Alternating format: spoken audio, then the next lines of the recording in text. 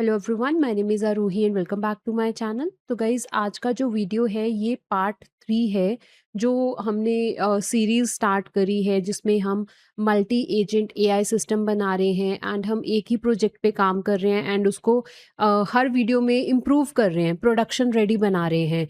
तो हम क्या कर रहे थे, हमने एक ट्रेवल प्लानिंग एआई ऐप बनाई थी जिसमें मल्टीपल एजेंट्स यूज़ कर रहे थे। उसका पार्ट 1 एंड पार्ट 2 मैंने कर लिया हुआ है, ऑलरेडी आपको बता दिया हुआ है।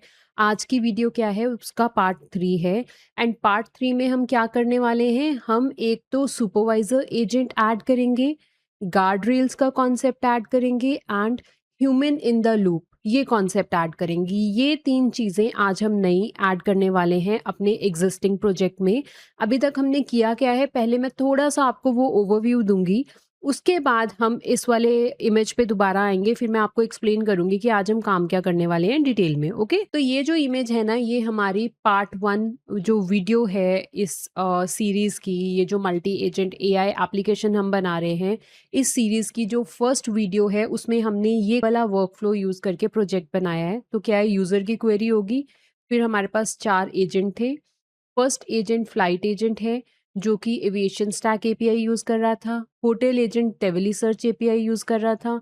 आइटनरी एजेंट ने क्या किया था, आइटनरी क्रिएट की थी एलएलएम को यूज़ करके, लामा 3.3 एलएलएम यूज़ हुआ था। फिर हमारे पास एक फाइनल रिस्पॉन्स एजेंट था जो फाइनल आइटनरी बना रहा था एंड शेयर्ड स्टेट यूज़ हो रही थी। शेयर्ड स्टेट में हर जो एजेंट है अपनी आउटपुट रख रहा था, हर नेक्स्ट एजेंट यहाँ से इनपुट ले रहा था एंड हमने लॉन्ग टर्म मेमोरी के लिए पोस्टग्रीसक्यूएल डेटाबेस यूज़ किया था। ठीक है, तो ये काम किया था हमने फर्स्ट प्रोजेक्ट में। फिर हमने उसका पार्ट 2 बनाया। पार्ट 2 में हमने क्या किया था, ये प्रोजेक्ट बनाया था, सेम प्रोजेक्ट है जो ऊपर बताया मैंने अभी आपको। बस हमने क्या किया था, एपीआईज को रिप्लेस किया था एमसीपीज के साथ। देखो, यूजर की क्वेरी, फिर से वही 4 एजेंट हैं। यहाँ पर मैंने वेदर एजेंट इंट्रोड्यूस किया था एंड फ्लाइट एजेंट कौन सा सर्वर यूज़ कर रहा है, MCP server, aviation stack MCP server, ये मैंने लोकल एमसीपी सर्वर बनाया था। फिर होटल एजेंट यूज़ कर रहा था तेवेली एमसीपी सर्वर, जो कि था रिमोट एमसीपी सर्वर। फिर वेदर एजेंट वेदर इंफॉर्मेशन के लिए हमने यूज़ किया था और ये कस्टम एमसीपी सर्वर था। तो पार्ट 2 के अंदर मैंने आपको 3 तरह के एमसीपी सर्वर बनाने सिखाए थे एंड फिर आइटनरी एजेंट जो है वो एलएलएम यूज़ कर रहा था एंड डेटाबेस अभी भी सेम यूज़ कर रहे हैं, शेयर्ड स्टेट भी सेम थी। सिर्फ क्या हुआ था, एपीआईज को रिप्लेस किया गया था एमसीपी सर्वर्स के साथ। आज हम पढ़ रहे हैं पार्ट 3। पार्ट 3 के अंदर हम 3 चीज़ें न्यू ऐड करेंगे। एक तो सुपरवाइजर एजेंट, दूसरा गार्ड रेल्स एंड तीसरा ह्यूमन इन द लूप। तो सुपरवाइजर एजेंट क्या करेगा, पहले वो देखते हैं। यूजर की क्वेरी है ना जो, उसके ऊपर हम यहाँ पे गार्ड रेल चला रहे हैं। गार्ड रेल का मतलब सिर्फ ये है कि जब भी यूजर कोई इनपुट देगा ना एप्लीकेशन को, हमारी मल्टी एजेंट एआई ऐप को, ट्रेवल एजेंट वाली जो ऐप है उसको, जब भी कोई इनपुट देगा यूजर, तो पहले वो इनपुट चेक करी जाएगी कि क्या वो इनपुट ट्रेवल रिलेटेड है या किसी और चीज के बारे में है। कई बार यूजर कुछ रैंडम और भी क्वेश्चंस पूछ सकता है, राइट? हमने यहाँ पे गार्ड रेल लगाना है। गार्ड रेल से सिर्फ क्या होगा, अगर तो ट्रेवल रिलेटेड क्वेरी होगी तो ही हमारा जो एआई सिस्टम है उसके ऊपर काम करेगा, नहीं तो वो रिक्वेस्ट को, यूजर की जो रिक्वेस्ट है उसको वहीं पे ब्लॉक कर देगा। तो यहाँ पे इनपुट पे तो हमने लगा दिया गार्ड रेल एंड अगर जो रिक्वेस्ट है वो ट्रेवल रिलेटेड नहीं है तो वो रिक्वेस्ट ब्लॉक हो जाएगी। अगर वो रिक्वेस्ट ट्रैवल रिलेटेड है तो सुपरवाइजर एजेंट होगा, वो चलेगा। अब सुपरवाइजर एजेंट डिसाइड करेगा यूजर की क्वेरी के बेसिस पे कि कौन कौन से एजेंट्स को यूज करना है। फॉर एग्जाम्पल, यूजर ने क्वेरी लिखी, plan a 4-day trip to Dubai for next month. अब क्या होगा, सुपरवाइजर एजेंट यूजर की क्वेरी के बेसिस पे देखेगा कि कौन कौन से एजेंट की जरूरत है। अब जैसे ट्रिप प्लान करना है नेक्स्ट मंथ के लिए, फ्लाइट एजेंट चाहिए होगा फ्लाइट डिटेल के लिए, होटल एजेंट भी चाहिए होगा, बजट एजेंट भी एंड आइटनरी एजेंट भी चाहिए होगा। यूजर की क्वेरी में कहीं पे भी कोई वेदर रिलेटेड क्वेश्चन नहीं है, तो सुपरवाइजर एजेंट क्या करेगा, वेदर एजेंट को नहीं यूज करेगा, बाकी 4 एजेंट्स को यूज करेगा एंड आउटपुट दे देगा। मतलब सुपरवाइजर एजेंट ये डिसाइड करेगा यूज़र के क्वेश्चन के बेसिस पे कि कौन से एजेंट की ज़रूरत है काम के लिए। पहले हम क्या कर रहे थे, जब हमने यहाँ पर प्रोजेक्ट बनाया था तो हमने ना एक फ्लो डिफ़ाइन किया हुआ था कि सबसे पहले हमेशा जब भी यूज़र की क्वेरी आएगी, सबसे पहले फ्लाइट एजेंट चलेगा, उसके बाद होटल एजेंट चलेगा, उसके बाद आइटिनरी एजेंट चलेगा और उसके बाद फाइनल रिस्पॉन्स एजेंट चलेगा। यहाँ पर हमने मैन्युअली बताया हुआ था कि कैसे-कैसे एजेंट्स काम करेंगे, कौन-सा एजेंट पहले चलेगा, कौन-सा दूसरे नंबर पे, कौन-सा तीसरे नंबर पे, कौन-सा चौथे नंबर पे, है ना? पर जब हमने सुपरवाइज़र एजेंट यूज़ कर दिया ना, तो वो फ्लो हमें डिफ़ाइन करने की ज़रूरत नहीं है कि एजेंट कौन-सा कब चलेगा। सुपरवाइज़र एजेंट खुद से देखेगा कि कब किस एजेंट की ज़रूरत है एंड वो उस एजेंट को चलाएगा, ठीक है? 2 चीज़ें मैंने आपको बता दी। तीसरी चीज़ क्या होगी, यहाँ पे देखो फाइनल रिस्पॉन्स एजेंट से पहले ह्यूमन इन द लूप है। इसका क्या मतलब, देखो यूजर ने क्वेश्चन करा, उसके बेसिस पे सुपरवाइजर एजेंट ने सोचा कि कौन कौन से एजेंट यूज करने हैं। हर एक एजेंट ने अपना काम करा, शेयर्ड स्टेट के अंदर उन्होंने अपनी आउटपुट रख दी। फिर जो आइटनरी एजेंट है उसने आइटनरी क्रिएट करी। जब उसने आइटनरी क्रिएट करी ना, तो फाइनल आइटनरी यूजर की प्रिपेयर करने से पहले वो यूजर को पूछ रहा है रिव्यू द जनरेटेड आइटनरी। अब अगर तो यूजर मतलब ह्यूमन उसको अप्रूव करेगा, तो वो फाइनल आइटनरी बन जाएगी। बट अगर यूज़र उस आइटनरी में कुछ चेंजेस करना चाहता है, तो यूज़र रिक्वेस्ट चेंजेस कर सकता है। मतलब वो मैन्युअली मैसेज लिख देगा कि मेरे को इस आइटनरी में ये चेंजेस करने हैं। तो वो चेंजेस के बाद फाइनल रिस्पॉन्स एजेंट जो होगा, वो फाइनल आइटनरी बनाएगा। यहाँ पर भी पोस्टग्रीसीक्वल यूज़ कर रहे हैं, जो अभी तक हमने पहले 2 वीडियोज़ में 2 पार्ट्स जो बनाए हैं, जैसे डेटाबेस वहाँ पे यूज़ हो रहा है, सेम डेटाबेस यहाँ पे यूज़ होगा। तो ये 3 चीज़ें आज हमने करनी है।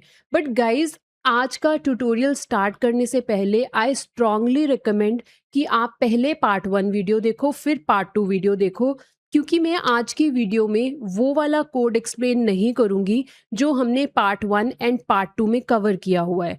अब आप पार्ट 1, पार्ट 2 वीडियो अगर देखना चाहते हो ना, तो मैंने क्या किया है ना, मेरा ये जो चैनल है इसके ऊपर मैंने एक नई प्लेलिस्ट ही बना दी है इसके लिए। आप प्लेलिस्ट्स में जाना, ये देखो प्लेलिस्ट सेक्शन के अंदर ना आपको एक प्लेलिस्ट दिखेगी, ये मैंने अभी बनाई है। इस प्लेलिस्ट में मैंने पार्ट वाइज इस प्रोजेक्ट की सारी वीडियोस रख दी हैं। कौन सी प्लेलिस्ट है? Build a production ready multi agent AI system, ठीक है।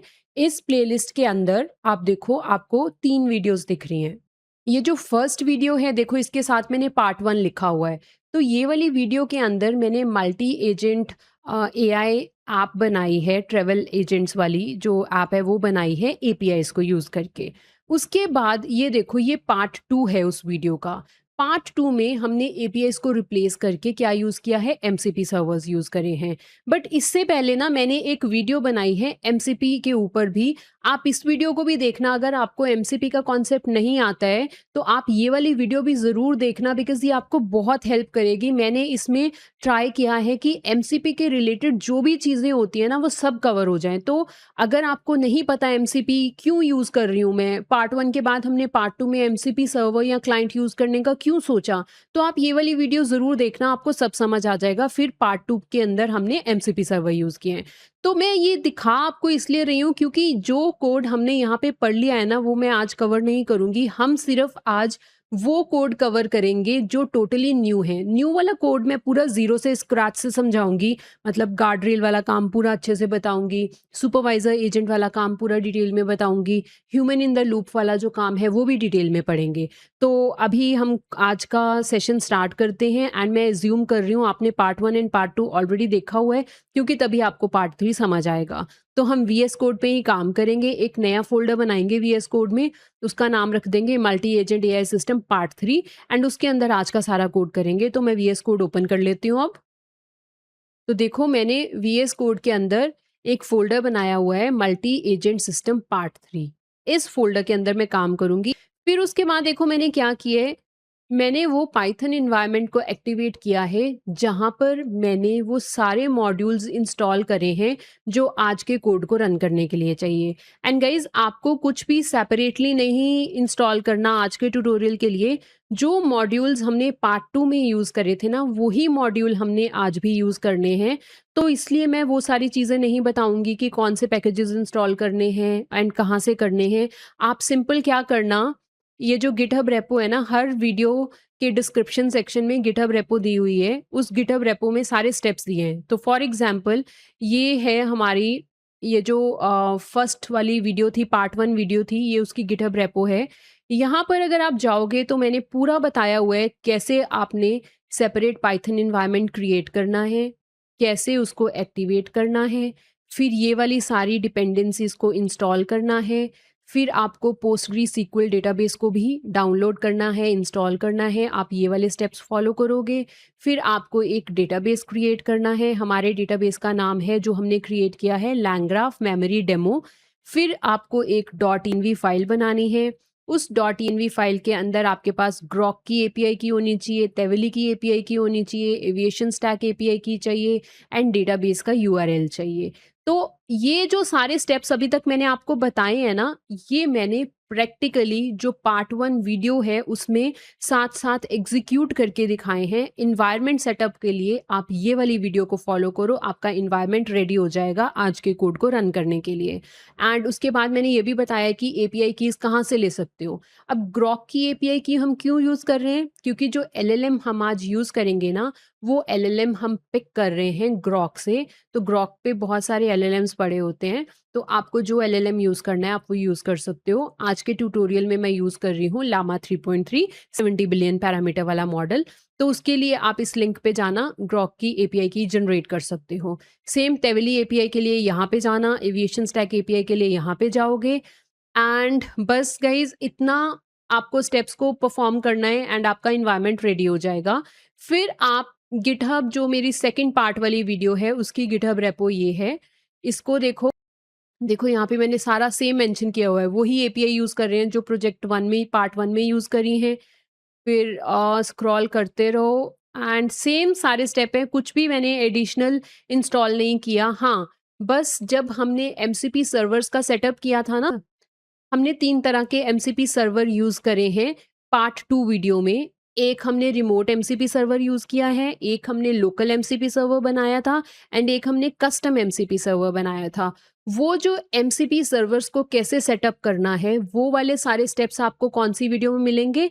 पार्ट 2 वाली वीडियो में मिलेंगे। एंड वो जो कमांड्स हैं वो आप ये वाली जो सेकंड पार्ट 2 वाली गिटहब रेपो है, वहाँ से कॉपी करके इंस्टॉल कर सकते हो। ये सारे स्टेप्स देख लेना यहाँ से, ठीक है? तो अब मैं एज्यूम कर रही हूँ आपने इतना काम किया हुआ है, एंड अब हम डायरेक्टली अपने पाइथन एनवायरनमेंट को एक्टिवेट करेंगे, जहाँ पर हमने ये सारी चीज़ें इंस्टॉल कर रखी हैं जो मैंने अभी तक आपको बताई हैं, एंड हम कोड स्टार्ट करेंगे। तो वीएस कोड ओपन कर लो, एंड अब हम यहाँ पे पहले तो एक फाइल बनाते हैं। उस फाइल को नाम दे देते हैं agents.py, एंड उसके अंदर सारे एजेंट्स वाला कोड रखेंगे। तो आप न्यू फाइल पे क्लिक करो एंड इसको नाम दे दो agents.py एंड एंटर कर दो। यहाँ पर ये फाइल ओपन हो गई। अब हम यहाँ पे कोड लिखेंगे। पहला काम क्या होता है, सारे मॉड्यूल्स को इंपोर्ट करना जो हमें यूज़ करने हैं। तो देखो ये वाले सारे मॉड्यूल्स हमें चाहिए आज के ट्यूटोरियल के लिए। पहले मैं इंपोर्ट कर रही हूँ एसिंक आईओ मॉड्यूल। ये मैंने लास्ट वीडियो में भी बताया था। कभी भी आपको एमसीपी सर्वर्स एंड क्लाइंट्स के साथ काम करना होता है ना, तो आपको एसिंक आईओ मॉड्यूल यूज़ करना होता है। जेसन मॉड्यूल इंपोर्ट कर रहे हैं क्योंकि जितनी भी आउटपुट्स मिलती हैं ना हमें मोस्टली, चाहे वो एपीआई की आउटपुट हो, चाहे वो एमसीपी सर्वर की आउटपुट हो, चाहे हमारे एलएलएम का रिस्पॉन्स हो, वो सारी जेसन फॉर्म में होती है, जेसन फॉर्मेट में होती हैं। तो उन सारी आउटपुट्स को हैंडल करने के लिए हमें जेसन मॉड्यूल चाहिए, इसलिए हमने वो इंपोर्ट कर लिया। फिर हम इंपोर्ट कर रहे हैं एनी फ्रॉम टाइपिंग मॉड्यूल। अब ये एनी क्या होता है? एनी मीन्स कि हम अपने कोड के अंदर कुछ ऐसे वेरिएबल्स या फंक्शन के पैरामीटर्स यूज़ करेंगे जिनकी डेटा टाइप हमें शुरू में नहीं पता होती, वो हम एनी मेंशन कर देते हैं। एनी का मतलब ये होता है कि हमें नहीं पता इस वेरिएबल में कौन से डेटा टाइप का डेटा आएगा या कौन से फंक्शन के पैरामीटर में कौन से टाइप का डेटा आएगा, इसलिए हम डेटा टाइप एनी लिख देते हैं ताकि हमारी पाइथन को पता चल जाए कि इस वेरिएबल की या इस फंक्शन के पैरामीटर की डेटा टाइप एनी है, मतलब इसमें किसी भी तरह का डेटा आ सकता है। उसके बाद हम यूज़ कर रहे हैं ये 3 different classes langchain underscore code dot messages से। एआई मैसेज क्लास का क्या काम है? जो रिस्पॉन्स आपका एलएलएम जनरेट करता है ना, वो कौन हैंडल करता है? AI message class. फिर ह्यूमन मैसेज क्लास का काम होता है वो मैसेजेस को हैंडल करना जो यूजर टाइप करता है, मतलब जो यूजर एआई ऐप को यूज करेगा, वो यूजर अपने मैसेज टाइप करेगा ना, ह्यूमन मैसेज टाइप करेगा, वो सारे मैसेजेस कौन हैंडल करेगा? ह्यूमन मैसेज क्लास हैंडल करेगी। फिर सिस्टम मैसेज क्लास का काम होता है वो सारी सिस्टम प्रॉम्प्ट्स को हैंडल करना जो हम सिस्टम को देते हैं। आपने देखा होगा जब भी हम कोई एलएलएम यूज करते हैं, हम पहले एलएलएम को बताते हैं कि you are a specialist agent, you have to do this task, है ना, हम पूरा उसको रोल डिफाइन करते हैं। वो क्या होती है? System prompt. उस तरह के मैसेजेस कौन हैंडल करेगा? सिस्टम मैसेज क्लास करेगी। फिर हमने ये मॉड्यूल इंपोर्ट किया है इंटरप्ट मॉड्यूल, कहाँ से? लैंग्राफ डॉट टाइप से। गाइज ये बहुत इंपॉर्टेंट चीज है, ये न्यू है, अभी तक हमने इसके बारे में बात नहीं करी। इंटरप्ट मॉड्यूल हम यूज करते हैं जब एआई ऐप रुक कर ह्यूमन का इनपुट लेगी। मैंने बोला था ना हम human in the loop concept use करने वाले हैं। ह्यूमन इन द लूप का क्या मतलब होता है कि एआई एजेंट्स ने कुछ काम किया एंड हमने अपनी ऐप में कुछ ऐसा लिखा हुआ है कि जब इतना काम हो जाए, जैसे कि फॉर एग्जांपल जब आपके एआई एजेंट आइटनरी बना दे, फाइनल आइटनरी देने से पहले वो यूजर को एक बार पूछे कि इस आइटनरी में कुछ चेंज तो नहीं करना, तो फिर यूजर जो ह्यूमन जो इनपुट देगा उसके बेसिस पे फाइनल रिस्पॉन्स जनरेट करना है। तो वो ऐप रुक के ह्यूमन से इनपुट लेगी, वो काम किसके थ्रू होगा? इंटरप्ट मॉड्यूल के थ्रू होगा। उसके बाद हम देखो गेट अंडरस्कोर एलएलएम ये फंक्शन यूज कर रहे हैं कन्फिग से। ये गाइज हमने खुद बनाया है। अब हम क्या करेंगे, एक फाइल बनाएंगे, उस फाइल को नाम देंगे config.py एंड उस फाइल के अंदर एक फंक्शन बनाएंगे जिस फंक्शन का नाम होगा गेट अंडरस्कोर एलएलएम एंड इस फंक्शन के अंदर हम मेंशन करेंगे कि हमें कौन सा एलएलएम यूज करना है। तो अभी तक जो मैंने पार्ट 1 या पार्ट 2 वीडियो बनाई थी, हम क्या कर रहे थे? एलएलएम का कोड सारा जो लिंक करना है, एपीआईज को लोड करना है, सारा कुछ एक ही फाइल में कर रहे थे। अब हम प्रोजेक्ट को थोड़ा प्रोडक्शन ग्रेड प्रोजेक्ट बना रहे हैं, तो हम ना ये सारी चीज़ें सेपरेट सेपरेट रखेंगे ताकि कोड क्लीन लगे, मैनेजेबल लगे। तो हम अब एक सेपरेट फाइल बनाएंगे, उस फाइल को क्या नाम देंगे? config.py एंड उसके अंदर एक फंक्शन बनाएंगे इस नाम का जिसमें हम जो एलएलएम हमने यूज करना है उसके साथ कनेक्ट करेंगे। तो क्रिएट कर लेते हैं पहले वो फाइल, फिर मैं अगला कोड समझाऊंगी, हम साथ साथ ना वो फाइल्स क्रिएट करी जाएंगे जिनकी हमें ज़रूरत है। तो agents.py जहाँ पे बनाई है सेम फोल्डर में, अपने प्रोजेक्ट फोल्डर में, अब आप एक और फाइल क्रिएट करोगे, यहाँ पे क्लिक करो, इसको नाम क्या देंगे? config.py। तो दे दो नाम config.py, एंटर कर दो। अब हम पहले यहाँ पे एलएलएम वाला कोड लिख लेते हैं कि एलएलएम कौन सा यूज करना है, कैसे हमारी ऐप उसको यूज करेगी। पहले आप इतना कोड लिखोगे। देखो मैंने क्या किया, इंपोर्ट किया है मॉड्यूल, ओएस मॉड्यूल। क्यों इंपोर्ट करते हैं? क्योंकि हमने जो इन्वायरमेंट वेरिएबल्स हैं वो लोड करने हैं, तो इसलिए ओएस मॉड्यूल यूज करा।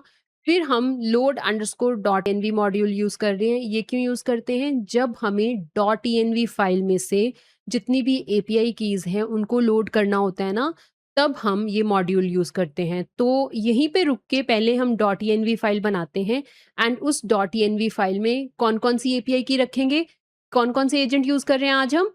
देखो हम कौन से एजेंट यूज कर रहे हैं आज? Flight agent. फ्लाइट एजेंट क्या यूज करेगा? Aviation stack MCP.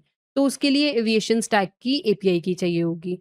फिर होटल एजेंट यूज करेगा तेविली एमसीपी सर्वर, जिसके लिए हमें तेविली की एपीआई की चाहिए। फिर वेदर एजेंट जो होगा वो क्या यूज करेगा? Open weather map API. यहाँ पर देखो, देखो ये open weather map dot O R G site है। हमने क्या किया था, एक कस्टम एमसीपी सर्वर बनाया था एंड वो कस्टम एमसीपी सर्वर हमें weather forecast and current weather बताएगा एंड उसके लिए हमने एक एपीआई की बनाई थी इस पे जाके। ठीक है, तो कैसे बनानी है वो एपीआई की? अब गेट एपीआई की पे क्लिक करना, अगर फर्स्ट टाइम यूजर हो तो आपको साइन अप करना पड़ेगा, फिर लॉग इन करना, आपको एपीआई की मिल जाएगी, फ्री है। जितनी भी एपीआई की आज हम यूज कर रहे हैं सारी फ्री एपीआईज हैं, आप सारे यूज कर सकते हो। ठीक है, तो इस पे क्लिक करके आप एपीआई की ले सकते हो एंड फिर उसको डॉट env फाइल में सेव करना है। सेम उसी तरह से ये aviation stack dot com website है। हमने क्या किया था, एक एमसीपी सर्वर बनाया था, जिसमें हमने एविएशन स्टैक की एपीआई की यूज़ करनी है ताकि हमें real time flight status data मिल सके। तो यहाँ पे क्लिक करके आप ले सकते हो एपीआई की। एंड फिर हमने टेवली एमसीपी सर्वर बनाया है जिसके लिए हमें teveli.com पे जाके एपीआई की लेनी होती है, तो आप यहाँ से ले सकते हो एपीआई की। तो ये सारी एपीआई कीज़ आपको .env फाइल में रखनी है। तो अब हम क्या करेंगे, .env फाइल बनाएंगे। तो आप यहाँ पे आके यहाँ पे क्लिक कर दो, इसको नाम दे दो .env एंड अब यहाँ पे आप पेस्ट कर दोगे वो सारी एपीआई कीज़। अब नेक्स्ट स्टेप क्या है, हमारे पास एपीआई कीज़ तो आ गई, तो config.py फाइल पे दोबारा आ जाओ। उसके बाद हम क्या कर रहे हैं, langchain_grok से चैट ग्रॉक क्लास को इंपोर्ट कर रहे हैं। चैट ग्रॉक हमें क्यों चाहिए, ये क्लास क्यों चाहिए, क्योंकि मैंने आपको क्या बताया कि जो एलएलएम आज हम यूज़ करेंगे वो कहाँ से यूज़ करेंगे, ग्रॉक से। तो हम दोबारा ग्रॉक ओपन करते हैं, यहाँ पे आ जाओ। तो ये फर्स्ट लिंक पे क्लिक कर दो। तो ग्रॉक पे आकर ना आप यहाँ पे जाना, स्टार्ट बिल्डिंग पे क्लिक कर दो। यहाँ पे देखो, स्क्रॉल डाउन करोगे आपको मॉडल्स दिख रहे हैं ना, ये सारे एलएलएम्स हैं। तो हम कौन सा एलएलएम यूज़ कर रहे हैं, हम आज यूज़ करेंगे ये वाला Llama 3.3 70 billion parameter model Grok से। तो ग्रॉक की एपीआई की चाहिए होगी, वो आप यहाँ पे grok.com पे जाके ले सकते हो। अब हम वीएस कोड पे दोबारा आ जाते हैं। अब नेक्स्ट चीज़ क्या है, हम एलएलएम को लोड कर लेते हैं। हम यहाँ पे डिफाइन कर देते हैं कि हमें कौन सा एलएलएम यूज़ करना है। तो देखो मैंने गेट एलएलएम फंक्शन बनाया, उसके अंदर मैंने लिख दिया मुझे कौन सा एलएलएम यूज़ करना है। एंड उससे पहले गाइस देखो यहाँ पे मैंने सारी एपीआई कीज़ है ना जो हमारी .env फाइल में पड़ी हुई हैं उन सबको लोड कर लिया है।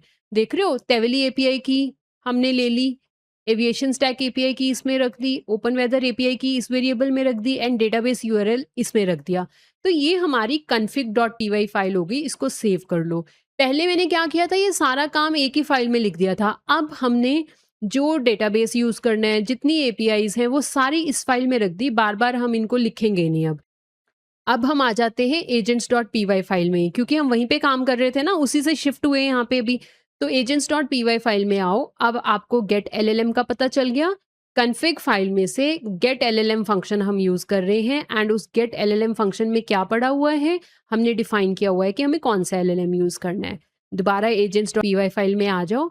अब देखो क्या लिखा है हमने, फ्रॉम एमसीपी क्लाइंट, मतलब हम एक फाइल बनाएंगे, ये भी हमारी खुद की पाइथन फाइल होगी जिसका नाम होगा mcpclient.py एंड उस फाइल के अंदर ये सारे जो फंक्शंस हैं ये हम इंपोर्ट कर रहे हैं। यहाँ पे ये सारे फंक्शंस क्या थे गाइज, अगर आपने पिछली वीडियो चेक की होगी तो आपको याद होगा, वहां पर हमने एमसीपी सर्वर्स के लिए डिफरेंट डिफरेंट फंक्शंस बनाए हुए थे, जैसे करंट वेदर एंड फोरकास्ट। ये दो टूल्स किसके थे, ये वेदर एमसीपी सर्वर के टूल थे। करंट वेदर टूल आप तब यूज करोगे जब यूजर की क्वेश्चन क्या होगा, करंट वेदर के बारे में होगा। फोरकास्ट टूल क्या काम करता था, ये वेदर फोरकास्ट बताएगा। List airline and list airport, ये टूल्स कौन से एमसीपी सर्वर के थे, एविएशन स्टैक एमसीपी सर्वर के थे। उसके बाद टेवली सर्च टूल कौन से एमसीपी सर्वर का था, टेवली एमसीपी सर्वर का था। तो ये सारे फंक्शंस हमने ऑलरेडी बनाए हुए हैं। मैं सेम वही कोड यहाँ पे कॉपी पेस्ट करूंगी। तो आप क्या करो, mcpclient.py फाइल बनाओ। तो हम यहाँ पे फाइल बना लेते हैं, इसको नाम दे दो mcpclient.py। अब इसके अंदर मैं वो सारा कोड पेस्ट करने लगी हूँ। तो देखो मैंने कोड पेस्ट कर दिया, सेव कर लो इस फाइल को। देखो मैं थोड़ा सा बता देती हूँ, देखो ओएस मॉड्यूल चाहिए वो इंपोर्ट कर लिया। एंड ये हम क्यों लाइन लिख रहे हैं, क्योंकि जब भी हमें एमसीपी क्लाइंट बनाना है लैंग्राफ में, तो वो आप इस मॉड्यूल की हेल्प से ही बना सकते हो। लैंग्राफ एमसीपी अडाप्टर के अंदर एक क्लाइंट मॉड्यूल है, उसके अंदर मल्टी सर्वर एमसीपी क्लाइंट एक क्लास है। इस क्लास को यूज करके आप क्या कर सकते हो, एमसीपी क्लाइंट बना सकते हो एंड फिर उसको एमसीपी सर्वर्स के साथ कनेक्ट कर सकते हो। तो देखो हमने क्या किया, क्लाइंट वेरिएबल के अंदर इसको यूज करके एमसीपी क्लाइंट बनाया, फिर हमने उसको टेवली एमसीपी सर्वर के साथ कनेक्ट किया हुआ है, एविएशन स्टैक एमसीपी सर्वर के साथ कनेक्ट किया हुआ है, वेदर एमसीपी सर्वर के साथ भी कनेक्ट किया हुआ है। तो ये पूरी फाइल मैंने पिछली क्लास में एक्सप्लेन की हुई है, तो आज मैं इसको एक्सप्लेन नहीं कर रही हूँ। सिर्फ मैंने आपको इतना बता दिया कि हमने उसका कोड यहाँ पे पेस्ट कर दिया, हमारे एमसीपी क्लाइंट वाली फाइल भी रेडी हो गई। अब हम नेक्स्ट काम देखते हैं, agents.py पे दोबारा आ जाओ। देखो हमें इतना समझ आ गया ना, यहाँ तक के मॉड्यूल्स क्लियर हो गए ना, यहाँ तक का सारा क्लियर हो गया। अब लास्ट चीज़ क्या रह गई, ट्रेवल स्टेट को इंपोर्ट करना है स्टेट से। स्टेट भी क्या होगी, एक पाइथन फाइल होगी जो हम खुद बनाएंगे। एंड जो ट्रेवल स्टेट हमने क्लास बनाई थी ना, ट्रेवल स्टेट गाइज मैंने दोनों पार्ट्स के अंदर, दोनों पार्ट 1 एंड पार्ट 2 वीडियो के अंदर हमने ट्रेवल स्टेट एक क्लास यूज़ करी हुई है। ट्रेवल स्टेट क्लास क्या है, ये एक शेयर्ड मेमोरी है। शेयर्ड मेमोरी से मतलब क्या है कि जो हम अपनी एजेंटिक एआई ऐप बना रहे हैं, मल्टी एजेंट एआई ऐप बना रहे हैं, उसमें मल्टीपल एजेंट्स हैं। एंड ये काम हम किस में कर रहे हैं, लैंग्राफ में। मतलब हर एजेंट एक नोड है, तो हर नोड, हर एजेंट अपना काम करेगा और वो इस शेयर्ड मेमोरी के अंदर, ट्रेवल स्टेट जो कि शेयर्ड मेमोरी है, अपनी आउटपुट इसमें रखता जाएगा। ठीक है, और नेक्स्ट एजेंट यहीं से इनपुट लेगा और अपना काम करके अपनी आउटपुट को यहीं पे अपडेट करता जाएगा। तो क्या होगा, जो आपकी एजेंटिक एआई ऐप है ना, हर नोड यहीं से इनपुट ले रही है, यहीं पे आउटपुट रख रही है। ठीक है, तो ये शेयर्ड स्टेट है। तो अब हम state.py फाइल बना के उसके अंदर ट्रेवल स्टेट वाला जो कोड था वो पेस्ट कर देते हैं। तो आप यहाँ पे आओ, न्यू फाइल पे क्लिक करो, इसको नाम दे दो state.py। फाइल बन गई। अब इसके अंदर हम ये कोड पेस्ट कर देते हैं। देखो, तो देखो ये चीज़ आपको पता है, मैसेजेस मतलब जितने भी मैसेजेस होंगे, वो मैसेज चाहे यूज़र का हो, चाहे एआई मॉडल का हो, चाहे सिस्टम प्रॉम्प्ट हो, हमें सारे मैसेजेस को एक लिस्ट में रखना है। इसी तरह से आपकी एआई ऐप के लिए कॉन्टेक्स्ट क्रिएट होता रहता है। एंड ऑपरेटर डॉट ऐड, देखो ये वाला ऑपरेटर, ऑपरेटर डॉट ऐड का क्या मतलब है, जब कॉन्वर्सेशन चल रही होगी, मान लो यूज़र ने कुछ लिखा, एंटर कर दिया, फिर उसके बाद एआई मॉडल ने कुछ लिखा, एंटर कर दिया, फिर यूज़र ने कुछ लिखा, एंटर कर दिया। तो ये जो सारे मैसेजेस हैं ना, ये सारे मैसेजेस हम एक लिस्ट में रखना चाहते हैं और हम ये भी चाहते हैं कि पुराने मैसेजेस डिलीट ना हो। जो भी न्यू मैसेज आए ना, वो अपेंड होता रहे, मतलब उस लिस्ट में, लिस्ट ऑफ मैसेजेस में नए मैसेजेस अपेंड होते रहे। तो उसके लिए ऑपरेटर डॉट ऐड यूज होता है। फिर हमने यूज़र आईडी एक की ली जिसकी वैल्यू नहीं है, डेटा टाइप है स्ट्रिंग। हर यूज़र की एक यूनिक आईडी होएगी, वो हम इसमें स्टोर करेंगे। फिर यूज़र क्वेरी मतलब जो क्वेरी यूज़र एआई आपको पूछेगा, जैसे यूज़र ने बोला plan a 5 day trip to Dubai in next month, तो ये यूज़र की क्वेरी है। वो यूज़र की क्वेरी जो है इस वाली की में स्टोर होगी। फिर ट्रिप कॉन्स्ट्रेंट्स, ये हमने पहले नहीं यूज़ किया था, अब हम यूज़ करेंगे। ट्रिप कॉन्स्ट्रेंट्स में हम क्या रखना चाहते हैं, तो फॉर एग्जांपल यूज़र ने बोला plan a 5 day trip to Dubai next month. तो अब ट्रिप कॉन्स्ट्रेंट्स में हमने क्या क्या रखना है, डेस्टिनेशन। डेस्टिनेशन की के अंदर उसकी वैल्यू आ जाए कि यूज़र को कहाँ जाना है, दुबई जाना है। कहाँ से जाना है, फ्रॉम दिल्ली। ओके, कब जाना है, वो सारी जो डिटेल्स है ना, वो हम ट्रिप कॉन्स्ट्रेंट्स में रखेंगे। फिर सिलेक्टेड एजेंट, अब ये भी ज़रूरी है गाइस, देखो ये न्यू चीज़ है, ये हमने पहले नहीं यूज़ करी थी। अब हम ये सिलेक्टेड एजेंट्स क्यों यूज़ कर रहे हैं, क्योंकि हम सुपरवाइज़र एजेंट यूज़ करेंगे। यूज़र की क्वेरी के हिसाब से जो सुपरवाइज़र एजेंट होगा वो डिसाइड करेगा कि कौन-कौन से एजेंट की नीड है यूज़र की क्वेरी के अकॉर्डिंगली प्रॉब्लम को सॉल्व करने के लिए। तो वो जो सिलेक्टेड एजेंट्स होंगे, उनकी लिस्ट आएगी यहाँ पे, देख रहे हो ना लिस्ट बनाई हुई है। ये लिस्ट का क्या मतलब है, कोई एक एजेंट तो होगा नहीं, यूजर ने जो भी क्वेश्चन करा होगा उसके लिए मल्टीपल एजेंट्स यूज होंगे। सपोज यूजर ने ये पूछा plan a 5 day trip to Dubai, अब प्लान करना है ट्रिप, फ्लाइट डिटेल्स भी चाहिए, होटल डिटेल्स भी चाहिए एंड आइटनरी भी बनानी है, तो ये 3 एजेंट्स की जरूरत पड़ेगी। तो सिलेक्टेड एजेंट में वो 3 एजेंट्स का नाम आ जाएगा। ये सिलेक्टेड एजेंट्स की जो लिस्ट होगी ये कौन देगा, ये सुपरवाइजर एजेंट क्रिएट करेगा। कैसे करेगा वो मैं भी बताती हूँ, मैं सिर्फ अभी आपको कीज बता रही हूँ कि हर की के अंदर कौन सा डेटा जा रहा है। सुपरवाइजर रीजनिंग, अब इसमें क्या होगा, जो भी एजेंट्स सुपरवाइजर डिसाइड करेगा काम के लिए, उसके लिए वो एक रीजनिंग भी देगा कि मैंने ये एजेंट क्यों डिसाइड करा। फिर ये वाली चीज़ें आपको ऑलरेडी पता हैं, ये मैंने पहले बताई हुई हैं। फ्लाइट रिजल्ट की के अंदर फ्लाइट एजेंट की आउटपुट स्टोर होगी, इसके अंदर होटल एजेंट की आउटपुट आएगी, इसके अंदर वेदर एजेंट की आउटपुट आएगी, बजट रिजल्ट्स गाइस, इस बार ना हम एक और एजेंट इंट्रोड्यूस कर रहे हैं जिसका नाम होगा बजट एजेंट, जो बजट के अकॉर्डिंगली काम करेगा। उसकी जो आउटपुट होगी वो बजट रिजल्ट्स में जाएगी। एंड आइटनरी एजेंट, आइटनरी जो वो बनाएगा, वो आइटनरी वाला जो एजेंट होगा उसकी आउटपुट आएगी यहाँ पर। उसके बाद देखो, ये चीजें हमने पहले करी हुई हैं, ये वाली नहीं करी थी तो मैं एक्सप्लेन कर दी। अब देखो, ये भी आपने पहले नहीं किया हुआ, जो हमारे पहले 2 पार्ट्स थे उनमें हमने ये वाली कीज़ नहीं यूज़ करी, तो मैं अब आप ये बताती हूँ कि ये क्या चीज़ें हैं। तो अप्रूवल रिक्वेस्ट, देखो, approval request, human feedback and approved, ये तीनों रिलेटेड हैं ह्यूमन अप्रूवल वाले, ह्यूमन इन द लूप वाले कॉन्सेप्ट के लिए। पहले क्या होगा, यूज़र को क्वेश्चन दिखाया जाएगा, जैसे कि this is your itinerary, please review it and click yes if you like it, and if you have any queries then mention them. तो वो जो अप्रूवल रिक्वेस्ट होगी ना, उसके अंदर वो वाला क्वेश्चन आ जाएगा। फिर ह्यूमन फीडबैक, ह्यूमन अपनी फीडबैक देगा। अगर कोई उसकी फीडबैक है, जैसे उसने लिख दिया I need, I want you to work on budget more clearly, let's say, तो ह्यूमन फीडबैक के अंदर वो वाली चीज आ जाएगी। अप्रूवल में बूल लिखा हुआ है, बुलियन, मतलब आउटपुट क्या है, या तो यस होएगी या नो होएगी, है ना। या तो यूजर अप्रूव करेगा आइटनरी को, या यूजर अप्रूव नहीं करेगा, यस नो ट्रू फॉल्स। तो उस केस में क्या है, बुलियन डेटा टाइप आ गई। तो ये सारी कीज में वो वाला डेटा स्टोर होएगा। फिर फाइनल रिस्पॉन्स, यूजर के अप्रूवल के बेसिस पे जो फाइनल रिस्पॉन्स है, इसके अंदर फाइनल एजेंट की आउटपुट आएगी। एंड फाइनल एजेंट की आउटपुट क्या होगी, फाइनल वाली आइटनरी, जो कि जब यूजर ने अपनी इनपुट भी दे दी, यूजर ने ओके कर दिया कि हाँ मुझे ये वाला आइटनरी ठीक लग रही है, उसके बाद जो एजेंट काम कर रहा है ना, वो फाइनल एजेंट है, उसकी जो आउटपुट है वो फाइनल रिस्पॉन्स में जाएगी। फिर हम एक और की यूज़ कर रहे हैं, एलएलएम कॉल्स, ये हमने पहले भी यूज़ करी थी। इसका सिंपल मतलब ये है कि हमें पता चलता रहे कि कितनी बार एलएलएम कॉल हुआ है। तो ये हो गई हमारी state.py फाइल।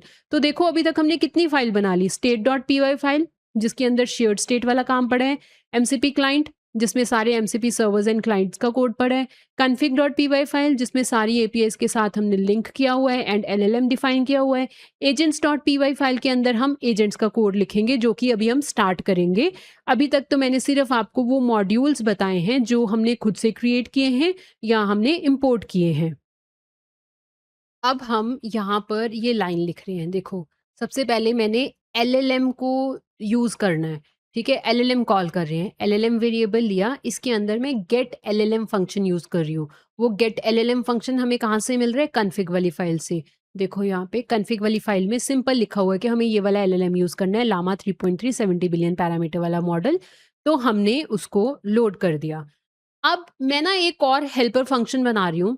हेल्पर फंक्शन बनाने का फ़ायदा यही होता है कि आपको रेपिटेटिव कोड ना करना पड़े। एक बार फंक्शन में लिख दो और उस फंक्शन को कॉल कर लो जब भी उसकी ज़रूरत पड़ती है सेम कोड की। तो हम लोग एलएलएम कॉल करते हैं ना, एलएलएम डॉट इन्वोक लिख के, फिर उसको हम यूज़र की क्वेरी देते हैं एंड प्रॉम्प्ट देते हैं, फिर वो रिस्पॉन्स जनरेट करता है। तो ये जो पार्ट है इतना, एलएलएम को कॉल करना, यूज़र का क्वेश्चन देना, प्रॉम्प्ट देनी और उसका रिस्पॉन्स आना, ये जो 2-3 लाइन का कोड है, ये हम मोस्टली जहाँ पे भी एलएलएम यूज़ करेंगे, इसको बार-बार यूज़ करेंगे। तो instead of writing it again and again, हम क्या करते हैं, एक फंक्शन में इस कोड को लिख के रख लेते हैं। तो वो फंक्शन को मैं यहाँ पेस्ट कर रही हूँ, देखो, मैंने फंक्शन बना दिया, एलएलएम टेक्स्ट नाम का फंक्शन है। इस फंक्शन के अंदर सिंपल ये चीज़ लिखी है। इस कोड से आप ऑलरेडी फ़ैमिलियर हो, आपको पता है ये कोड क्या करता है। रिस्पॉन्स वेरिएबल में एलएलएम को कॉल कर रहे हैं, एलएलएम डॉट इन्वोक यूज़ करके। सिस्टम मैसेज, हम उसको सिस्टम प्रॉम्प्ट देते हैं ना कि आपको कैसे बिहेव करना है। फिर ह्यूमन मैसेज, जो ह्यूमन का मैसेज होता है वो देते हैं। फिर एलएलएम का जो रिस्पॉन्स होता है उसके साथ डॉट कंटेंट लगा देते हैं, क्योंकि एलएलएम के रिस्पॉन्स में ना और भी बहुत सारी चीज़ें आती हैं, बट हमें क्या चाहिए होती है, जो एक्चुअल आउटपुट आई होती है वही चाहिए होती है। तो डॉट कंटेंट लगाने से क्या होगा, जो एक्चुअल आउटपुट है, जो यूज़र को हमने दिखानी है, वो ही मिलती है। तो मैंने ये चीज़ को एक फंक्शन में लिख के रख दिया। अब हम एक और फंक्शन बनाएँगे, वो भी हेल्पर फंक्शन होगा। अब मैंने आपको बताया था ना कि एलएलएम से, एपीआई से, एमसीपी सर्वर से मोस्टली आउटपुट जेसन फॉर्मेट में आती है। तो अब हम एक फंक्शन लिखेंगे, जिस फंक्शन का सिर्फ़ यही काम है कि जो भी आउटपुट आ रही है एलएलएम से, जेसन फॉर्मेट में आ गई, हम ना उसको पाइथन डिक्शनरी में सेव करके रखेंगे एंड फिर क्योंकि उससे क्या होगा, वो ज़्यादा ईज़ी हो जाता है उस आउटपुट को एक्सेस करना, उसके ऊपर काम करना। तो सिंपल इस काम के लिए भी हम एक हेल्पर फंक्शन बना के रख लेते हैं। तो देखो मैंने फंक्शन बना दिया जेसन फ्रॉम एलएलएम, नाम से ही समझ आ रहा है ना, एलएलएम से जो जेसन फॉर्म में डेटा मिलेगा ना उसके ऊपर हमने काम करना है। देखो टेक्स्ट के अंदर इसको एक पैरामीटर हम क्या दे रहे हैं, टेक्स्ट। टेक्स्ट के अंदर क्या होगा, रॉ आउटपुट आएगी एलएलएम की। कौन सी रॉ आउटपुट, जो एलएलएम ने यहाँ पे आउटपुट जनरेट करी है ना इस वाले फंक्शन को यूज करके, वो वाली आउटपुट आ गई इस वाले फंक्शन के पास। अब हम चेक कर रहे हैं कि स्टार्टिंग में कर्ली ब्रेसेस कहाँ हैं, क्योंकि जेसन फॉर्मेट में क्या होता है, कर्ली ब्रेसेस से ही कर्ली ब्रेस आती है, उसके बाद सारा कुछ लिखा होता है एंड एंड में भी कर्ली ब्रेसेस होती है। तो फर्स्ट वाली कर्ली ब्रेस सर्च कर रहे हैं हम स्टार्ट वेरिएबल के अंदर, एंड फिर एंड वेरिएबल के अंदर हम एंड वाली कर्ली ब्रेस के अंदर होगा वो सारा डेटा हम रख रहे हैं जेसन टेक्स्ट के फॉर्म में, एंड फिर हम उसको स्क्रीन पे दिखा रहे हैं, फिर जेसन को हम लोड कर रहे हैं। अब हम बनाते हैं सुपरवाइजर एजेंट, उसके लिए हम एक फंक्शन क्रिएट करेंगे। देखो फंक्शन का नाम है सुपरवाइजर एजेंट एंड स्टेट। देख रहे हो स्टेट क्या दे रही हूं मैं, travel state. And travel state क्या थी, मैंने आपको बताया था ना, ट्रेवल स्टेट क्या है, शेयर्ड मेमोरी है जो state.py फाइल में बनाई हुई है। देखो ये वाली ट्रेवल स्टेट, ठीक है। हर एजेंट यहीं से इनपुट लेगा एंड अपना काम करके यहीं पे आउटपुट रखेगा। अब देखो जो यूजर की क्वेरी है एंड जो यूजर की आईडी है वो किस में पड़ी हुई है, यूजर की क्वेरी जो एक्चुअल में यूजर क्वेश्चन करेगा वो किस में पड़ा होगा, यूजर क्वेरी में। और यूजर क्वेरी किस में पड़ी हुई है, ट्रेवल स्टेट में। ट्रेवल स्टेट क्या है, शेयर्ड मेमोरी। तो अब हम वही कर रहे हैं, यहाँ पे मैंने सुपरवाइजर एजेंट लिखा, इसकी इनपुट बनेगी travel state and query variable के अंदर इस स्टेट के अंदर जो यूजर क्वेरी नाम की है मैं वो लिख रही हूँ, क्योंकि इस की में क्या होगा, यूजर की एक्चुअल क्वेरी जो यूजर ने क्वेश्चन पूछा होगा वो, ठीक है। अब जब क्वेश्चन मिल गया सुपरवाइजर को, सुपरवाइजर एजेंट को यूजर का क्वेश्चन मिल गया, अब सुपरवाइजर एजेंट ने सिलेक्ट करना है कि मेरे को कौन कौन से एजेंट्स यूज करने हैं। तो उसके लिए हम क्या करेंगे, सुपरवाइजर एजेंट के अंदर ना एलएलएम यूज करेंगे, क्योंकि जो भी ये थिंकिंग वाला काम होता है एलएलएम करता है ना, कि अब हम सुपरवाइजर एजेंट के अंदर एलएलएम यूज करेंगे। कौन सा एलएलएम यूज होगा, चैट ग्रॉक से जो हमने लामा 3.3 के साथ कनेक्ट किया हुआ है ना, वो वाला एलएलएम यूज होगा। वो एलएलएम को अब हम बताएंगे कि आपको बिहेव कैसे करना है। हमने एलएलएम को क्या बताना है कि आप एक सुपरवाइजर एजेंट हो, आपका काम है यूजर के लिए आइटनरी क्रिएट करना, यूजर की क्वेरी के बेसिस पे आपको डिसाइड करना है कि कौन कौन से एजेंट्स मेरे को यूज करने हैं। तो ये वाली जो प्रॉम्प्ट है पहले हम वो प्रॉम्प्ट लिखेंगे, फिर प्रॉम्प्ट लिखने के बाद हम एलएलएम को कॉल करेंगे एंड एलएलएम को कॉल करने के लिए हमने ऑलरेडी ये फंक्शन लिखा हुआ है, तो हम इस फंक्शन को कॉल करेंगे और इस फंक्शन को हम क्या कर देंगे, वो वाली प्रॉम्प्ट दे देंगे यहाँ पे जो लिखेंगे। तो करते हैं पहले ये काम, पहले मैं प्रॉम्प्ट लिखती हूँ इसके लिए। तो देखो ये मैंने प्रॉम्प्ट वेरिएबल के अंदर प्रॉम्प्ट लिख दी। देखो क्या प्रॉम्प्ट है, you are the supervisor of a real world multi agent travel planning system, decide which specialist agent are needed for this user request. फिर हमने उसको बता दिया कि एक फ्लाइट एजेंट है, उसको आप तब यूज करो जब फ्लाइट्स, एयरपोर्ट्स, एयरलाइन ये सब इंफॉर्मेशन चाहिए। होटल एजेंट है, उसको आप तब यूज करो जब होटल स्टेज, नेबरहुड अकोमोडेशन के बारे में क्वेश्चन है यूजर का। वेदर एजेंट आप तब यूज करो जब वेदर, क्लाइमेट, सीजन की डिटेल मांग रहा है यूजर। बजट एजेंट का ये काम है, इसको इसके अकॉर्डिंगली यूज करो। आइटनरी एजेंट को आप इस काम के लिए यूज करोगे। उसके बाद हम उसको ना ये भी बता रहे हैं कि आउटपुट किस फॉर्मेट में देना। देखो हमने क्या लिखा है, return only Jason with this schema, मतलब इस फॉर्मेट में ही हमें आउटपुट देना। क्या फॉर्मेट है, पहले तो बताओ, हमने उसको ये बोला है कि पहले तो सिलेक्टेड एजेंट्स में आप बताओगे कि कौन कौन से एजेंट्स यूज कर रहे हो, तो ये वाले एजेंट्स के नाम है। उसके बाद ट्रिप कॉन्स्ट्रेंट्स के अंदर डेस्टिनेशन में आप डेस्टिनेशन डालोगे, जो यूजर के क्वेश्चन में उसने डेस्टिनेशन मेंशन करी होगी। ओरिजिन में कहाँ से यूजर ट्रेवल कर रहा है आपको वो डालना है। ड्यूरेशन में अगर यूजर के क्वेश्चन के अंदर यूजर ने ड्यूरेशन मेंशन करी हुई है वो डालोगे। अगर यूजर ने बजट मेंशन किया हुआ है इस ट्रिप के लिए वो डालोगे बजट के अंदर। ट्रेवल स्टाइल के अंदर जो भी यूजर ने अगर ऐसा कुछ लिखा हुआ है तो वो डालोगे। अगर यूजर ने कोई स्पेशल प्रेफरेंसेस दी हुई हैं तो इसमें डालोगे। फिर आपको रीजनिंग भी देनी है। सुपरवाइजर एजेंट का जो कोड लिख रहे हैं उसमें हमने एक ये सेक्शन भी मेंशन किया हुआ है रीजनिंग, मतलब जो भी एलएलएम डिसाइड करेगा ना, एलएलएम उसके लिए रीजनिंग देगा कि उसने वो चीज क्यों डिसाइड करी। ये प्रॉम्प्ट किसके लिए बनाई हमने? एलएलएम के लिए। एंड वो एलएलएम हम कहाँ पे यूज करने लगे हैं? सुपरवाइजर एजेंट के अंदर, इसलिए उसकी ये प्रॉम्प्ट बनाई। ये प्रॉम्प्ट बताती है कि उसको कैसे बिहेव करना है। फिर हम उसको यूजर की क्वेरी भी दे रहे हैं ना। ये क्वेरी क्या है? क्वेरी वेरिएबल है। ये वाला क्वेरी वेरिएबल है जिसके अंदर हमने स्टेट से यूजर की क्वेरी ली हुई है। एंड सेम अब आप ये देखोगे, अगर ट्रिप कॉन्स्ट्रेंट्स, सिलेक्टेड एजेंट, आप ये चीज नोट करोगे कि स्टेट के अंदर जब हमने ट्रेवल स्टेट बनाई थी, यहाँ पे हमने सिलेक्टेड एजेंट्स यूज किया हुआ है ना, ट्रिप कॉन्स्ट्रेंट्स भी यूज किया है, और मैंने आपको बताया था कि इनका क्या काम होगा। सेलेक्टेड एजेंट के अंदर सुपरवाइजर जो भी एजेंट सेलेक्ट करेगा उनकी लिस्ट आ जाएगी। ट्रिप कॉन्स्ट्रेंट्स के अंदर ये सारी चीजें आ जाएंगी जो यहाँ पे मेंशन है, destination, origin, duration, budget, travel style, special preferences. तो इतना लिख दिया।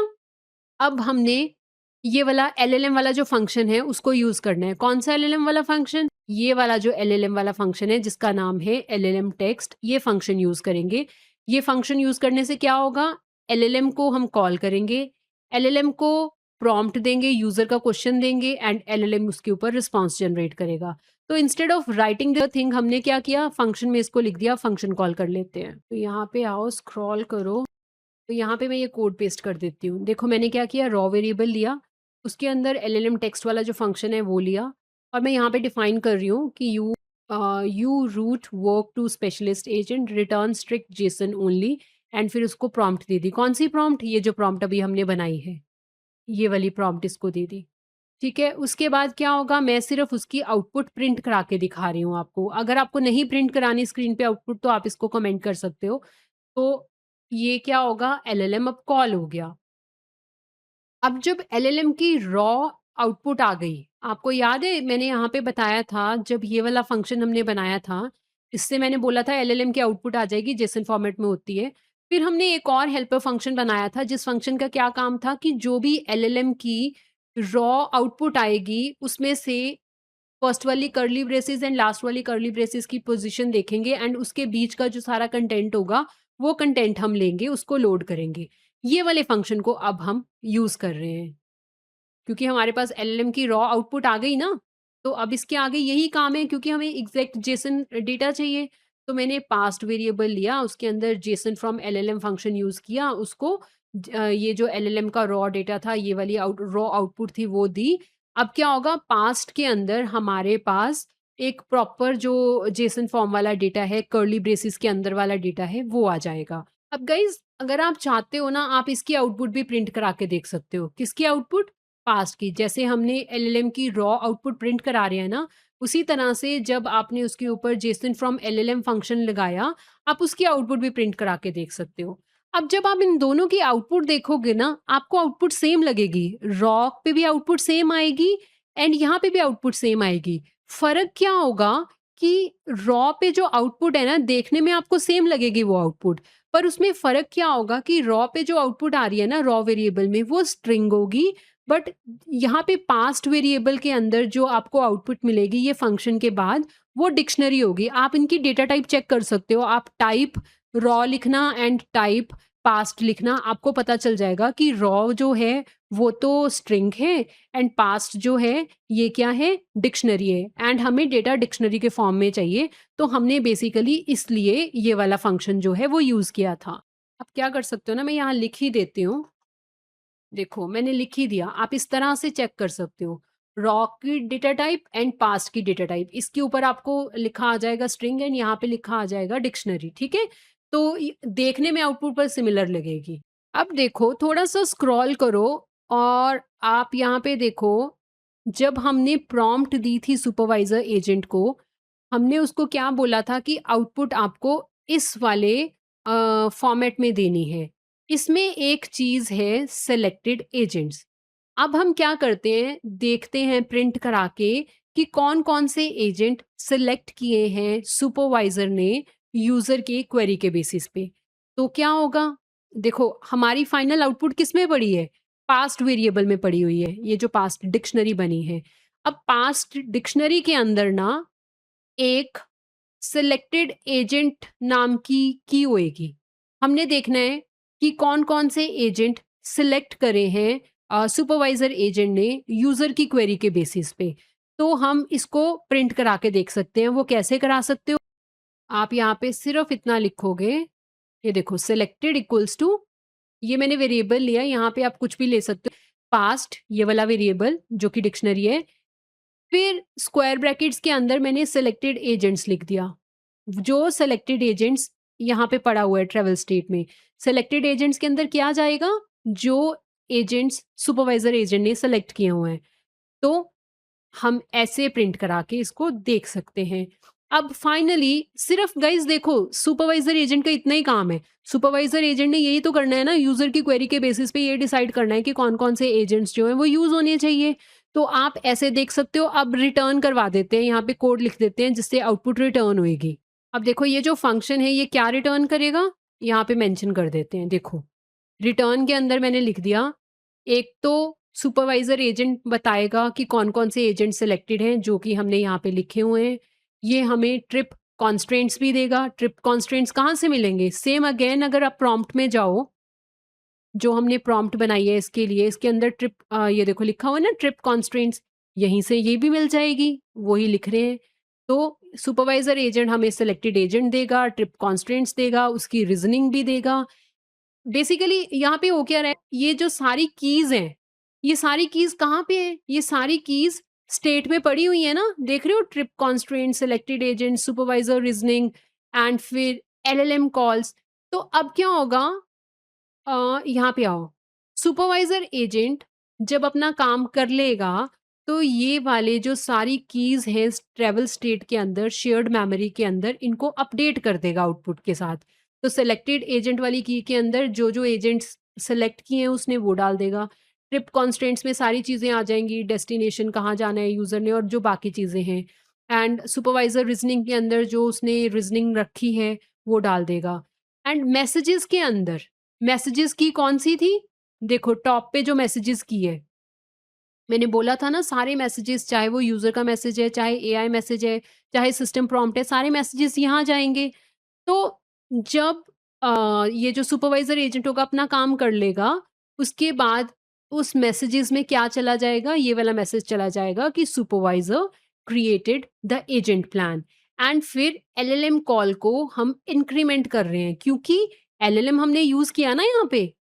ये वाले फंक्शन का क्या काम था? एलएलएम को यूज़ करना। तो हमने एलएलएम को यूज़ किया है, तो इसलिए हमने एलएलएम कॉल वाली की को भी इंक्रीमेंट कर दिया कि एलएलएम एक बार यूज़ हो गया, सुपरवाइज़र एजेंट ने एलएलएम को यूज़ किया। तो इतना सेव कर दो, हमारा सुपरवाइज़र एजेंट बन गया एंड सारे सेलेक्टेड एजेंट्स अब इसके अंदर पड़े हुए हैं। अब हमने कोड लिखने हैं फ्लाइट एजेंट का, होटल एजेंट का, बजट एजेंट का एंड फाइनल एजेंट का।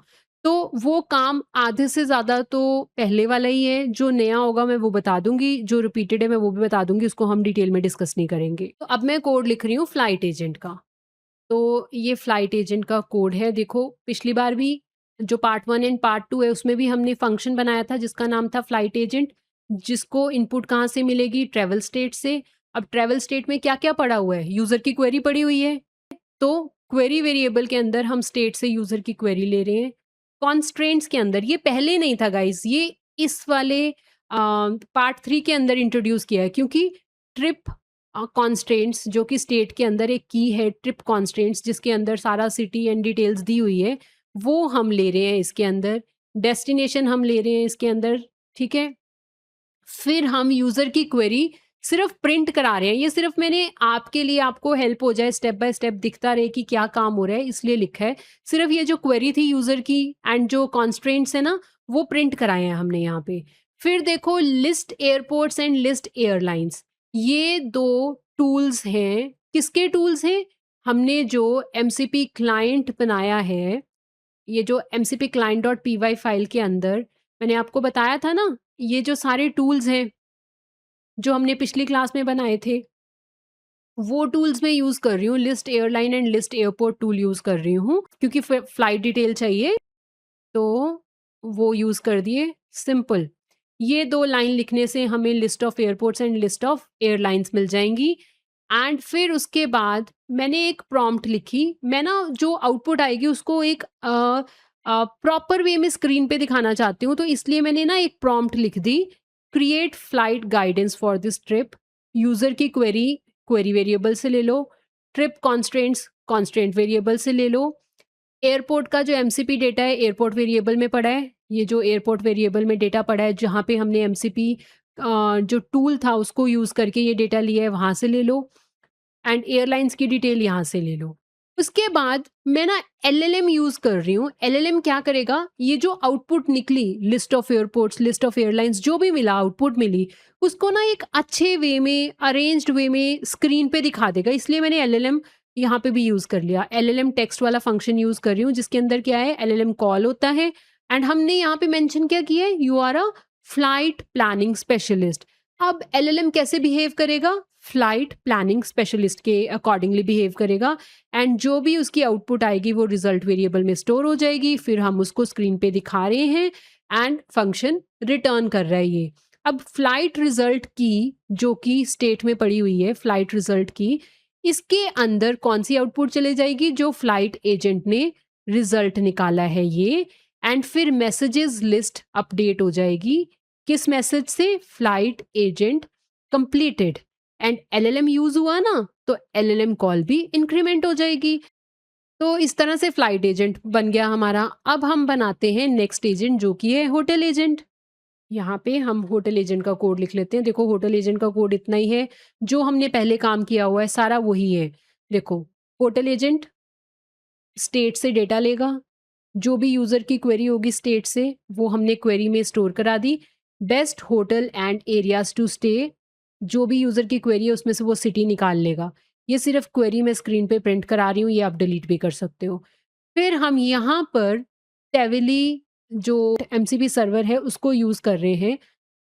रिजल्ट वेरिएबल के अंदर हम टेविली सर्च फंक्शन है, टूल है, उसको यूज़ कर रहे हैं। टेविली एमसीपी सर्वर का ये टूल है, उसको यूज़ कर रहे हैं यूज़र की क्वेरी के ऊपर। फिर जो रिजल्ट आएगा उसको मैं स्क्रीन पे दिखा रही हूँ। फिर वो होटल रिजल्ट की है जो हमारी स्टेट के अंदर, उसको अपडेट कर रहे हैं, एंड फिर हम मैसेजेस की को अपडेट कर रहे हैं इस कंटेंट से, होटल एजेंट कंप्लीटेड। तो ये हमारा नेक्स्ट एजेंट भी बन गया। अब नेक्स्ट बनाते हैं हम वेदर एजेंट। तो वेदर एजेंट भी देखो क्या किया मैंने। ओके, ये वेदर एजेंट है हमारा, फंक्शन का नाम वेदर एजेंट है। ये भी स्टेट से डेटा ले रहे हैं। कॉन्स्ट्रेंट्स, अब इसको स्टेट में से जो ट्रिप कॉन्स्ट्रेंट्स हैं वहाँ से ये डेटा ले रहा है, एंड इसने सिटी पिक करनी है। ये जो ट्रिप कॉन्स्ट्रेंट्स के अंदर डेस्टिनेशन पड़ी होगी ना, इसको वो लेनी है। देखो स्टेट पे जाओ, स्टेट में क्या लिखा हुआ है, ट्रिप कॉन्स्ट्रेंट्स, एंड इसमें होगा क्या, डिक्शनरी पड़ी होगी, की होगी, उसकी वैल्यू होगी। तो इसमें एक डेस्टिनेशन नाम की होगी, डेस्टिनेशन के सामने वो सिटी या कंट्री का नाम होगा जहां यूजर ट्रेवल करना चाहता है। सबसे पहले क्या हुआ, स्टेट में से ट्रिप कॉन्स्ट्रेंट्स हमने यहाँ पे रख दिए। फिर कॉन्स्ट्रेंट में से हमने डेस्टिनेशन जो की है उसका डेटा लेना है, हमें सिटी मिल जाएगी। सिटी को मैं स्क्रीन पे प्रिंट करा रही हूँ, अगेन ये सिर्फ प्रिंटिंग पर्पस के लिए है। फिर मैं दो फंक्शन चला रही हूँ, जो भी सिटी यूजर ने मेंशन करी ना अपनी क्वेरी के अंदर, उसका current weather and weather forecast. Current weather tool है किसका, एमसीपी सर्वर का, कस्टम एमसीपी सर्वर का जो हमने खुद बनाया है। एंड फोरकास्ट एक और टूल है, वही कस्टम एमसीपी सर्वर का जो हमने खुद बनाया है।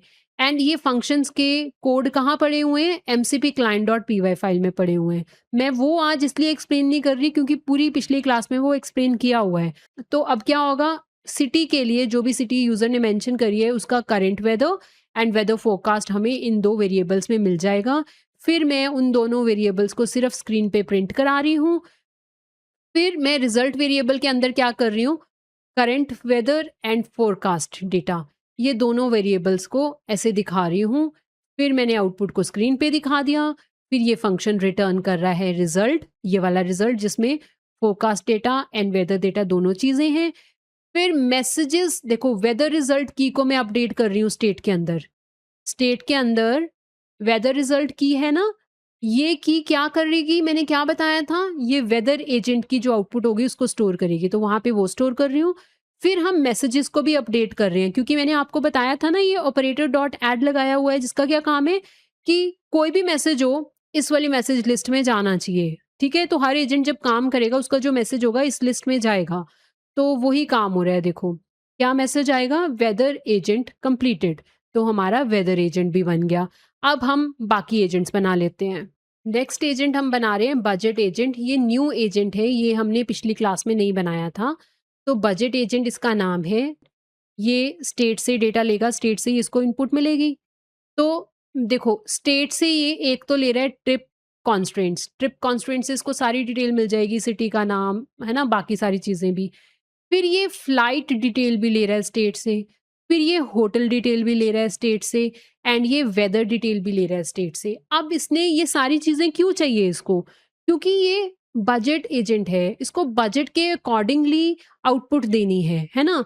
तो बजट के अकॉर्डिंगली आउटपुट देने के लिए पहले जितनी भी फ्लाइट्स का डेटा फ्लाइट एजेंट ने निकाला या होटल एजेंट ने जो भी होटल्स की लिस्ट निकाली, ये उन सबको देख के तो ही बजट के अकॉर्डिंगली प्लान बनाएगा। तो इसलिए इसने स्टेट में से ये वाली चीज़, ये और ये सारी चीज़ें ली। वेदर एजेंट की आउटपुट ली, होटल एजेंट की आउटपुट ली, फ्लाइट एजेंट की आउटपुट ली, ट्रिप कॉन्स्ट्रेंट्स लिए, सारी चीज़ें ले ली इसने। अब प्रॉम्प्ट लिख रहे हैं हम। प्रॉम्प्ट क्यों लिख रहे हैं? क्योंकि यहाँ पे ना एलएलएम यूज़ होगा, एंड एलएलएम को हम बताएँगे कि आपको बजट एजेंट की तरह काम करना है, बजट के अकॉर्डिंगली काम करना है। तो वो प्रॉम्प्ट पहले हमें बनानी पड़ेगी। तो देखो मैंने क्या लिखा, analyse whether this trip plan is realistic for the users budget. User की जो क्वेरी थी उसमें उसने मेंशन किया ही होगा मेरा बजट ये है, इसके अकॉर्डिंगली ट्रिप प्लान करना है, इतने दिन का यहाँ जाना है, जो भी है वो सारी चीज़ें। फिर स्टेट से सारी चीज़ें इसको प्रोवाइड कर रहे हैं कि हम उसको बोल रहे हैं कि आप ट्रिप कॉन्स्ट्रेंट्स यहाँ से देख सकते हो, फ्लाइट का डेटा यहाँ से देख सकते हो, होटल का डेटा यहाँ से देख सकते हो, वेदर डिटेल यहाँ से देख सकते हो। फिर return a concise budget assessment with estimated cost category, risk areas, money saving suggestions, फिर कि ये प्लान फिजिबल भी है कि नहीं, ये सारी चीज़ें मतलब हम उसको पूछ रहे हैं। देखो अब हमारी प्रॉम्प्ट बन गई। ये फिर से हम उस फंक्शन को कॉल कर रहे हैं जिसमें हमने एलएलएम डॉट इन्वोक लिखा हुआ है ना? तो एलएलएम कॉल होगा, यहाँ पे हम इसको प्रॉम्प्ट दे रहे हैं, you are a practical travel budget analyst. तो ये जो प्रॉम्प्ट हमने बनाई यहाँ पे, ये वाली प्रॉम्प्ट इसको दे दी। फिर इसने रिजल्ट जनरेट कर दिया, रिजल्ट हम स्क्रीन पे दिखा रहे हैं। फिर रिटर्न के अंदर ये जो रिजल्ट है, ये कहाँ पे अपडेट कर रहा है रिजल्ट को? बजट रिजल्ट के अंदर। ये बजट रिजल्ट की कहाँ है? स्टेट के अंदर है। देखो, स्टेट के अंदर है। इस की का क्या काम है? बजट एजेंट के आउटपुट को स्टोर करना। तो वही काम कर रहे हैं हम। देखो, आउटपुट स्टोर हो गई उसमें, फिर मैसेजेस लिस्ट अपडेट हो रही है कि बजट एजेंट कंप्लीटेड, एंड फिर एलएलएम कॉल हुआ है तो एलएलएम कॉल इंक्रीमेंट होएगी, +1 लिख दिया। तो हमारा बजट एजेंट भी बन गया। अब हमने नेक्स्ट बनाना है आइटनरी एजेंट, उसके बाद ह्यूमन इन द लूप लगाएंगे। एंड गाइज ये जो गार्ड रेल वाला स्टेप है ना, गार्ड रेल हम सारा प्रोजेक्ट बनाने के बाद मैं बाद में लगा के बताऊंगी आपको, ठीक है ना? तो अभी हम आइटनरी एजेंट बना लेते हैं। ये देखो, आइटनरी एजेंट, स्टेट से ही इनपुट मिलेगी इसको। एंड देखो, आइटनरी एजेंट को भी सारे एजेंट्स की आउटपुट चाहिए होगी तभी वो आइटनरी क्रिएट करेगा। तो देखो उसने वही किया है, सारे एजेंट्स की आउटपुट ली। Flight agent, hotel agent, weather agent, budget agent, सारे एजेंट से पहले उसने आउटपुट, जो उनकी आउटपुट थी वो ले ली, वो इसकी इनपुट बन गई। देखो उसके बाद हम प्रॉम्प्ट दे रहे हैं, प्रॉम्प्ट देनी पड़ेगी ना, क्योंकि आइटनरी एजेंट क्या यूज़ करेगा? एलएलएम यूज़ करेगा। एंड जो भी सारे एजेंट्स की आउटपुट है वो सारी आउटपुट्स हम एलएलएम को देंगे, एलएलएम उसके बेसिस पे आइटनरी क्रिएट करेगा। तो हमें पहले प्रॉम्प्ट बनानी पड़ेगी, एलएलएम को बताना पड़ेगा कि कैसे बिहेव करना है।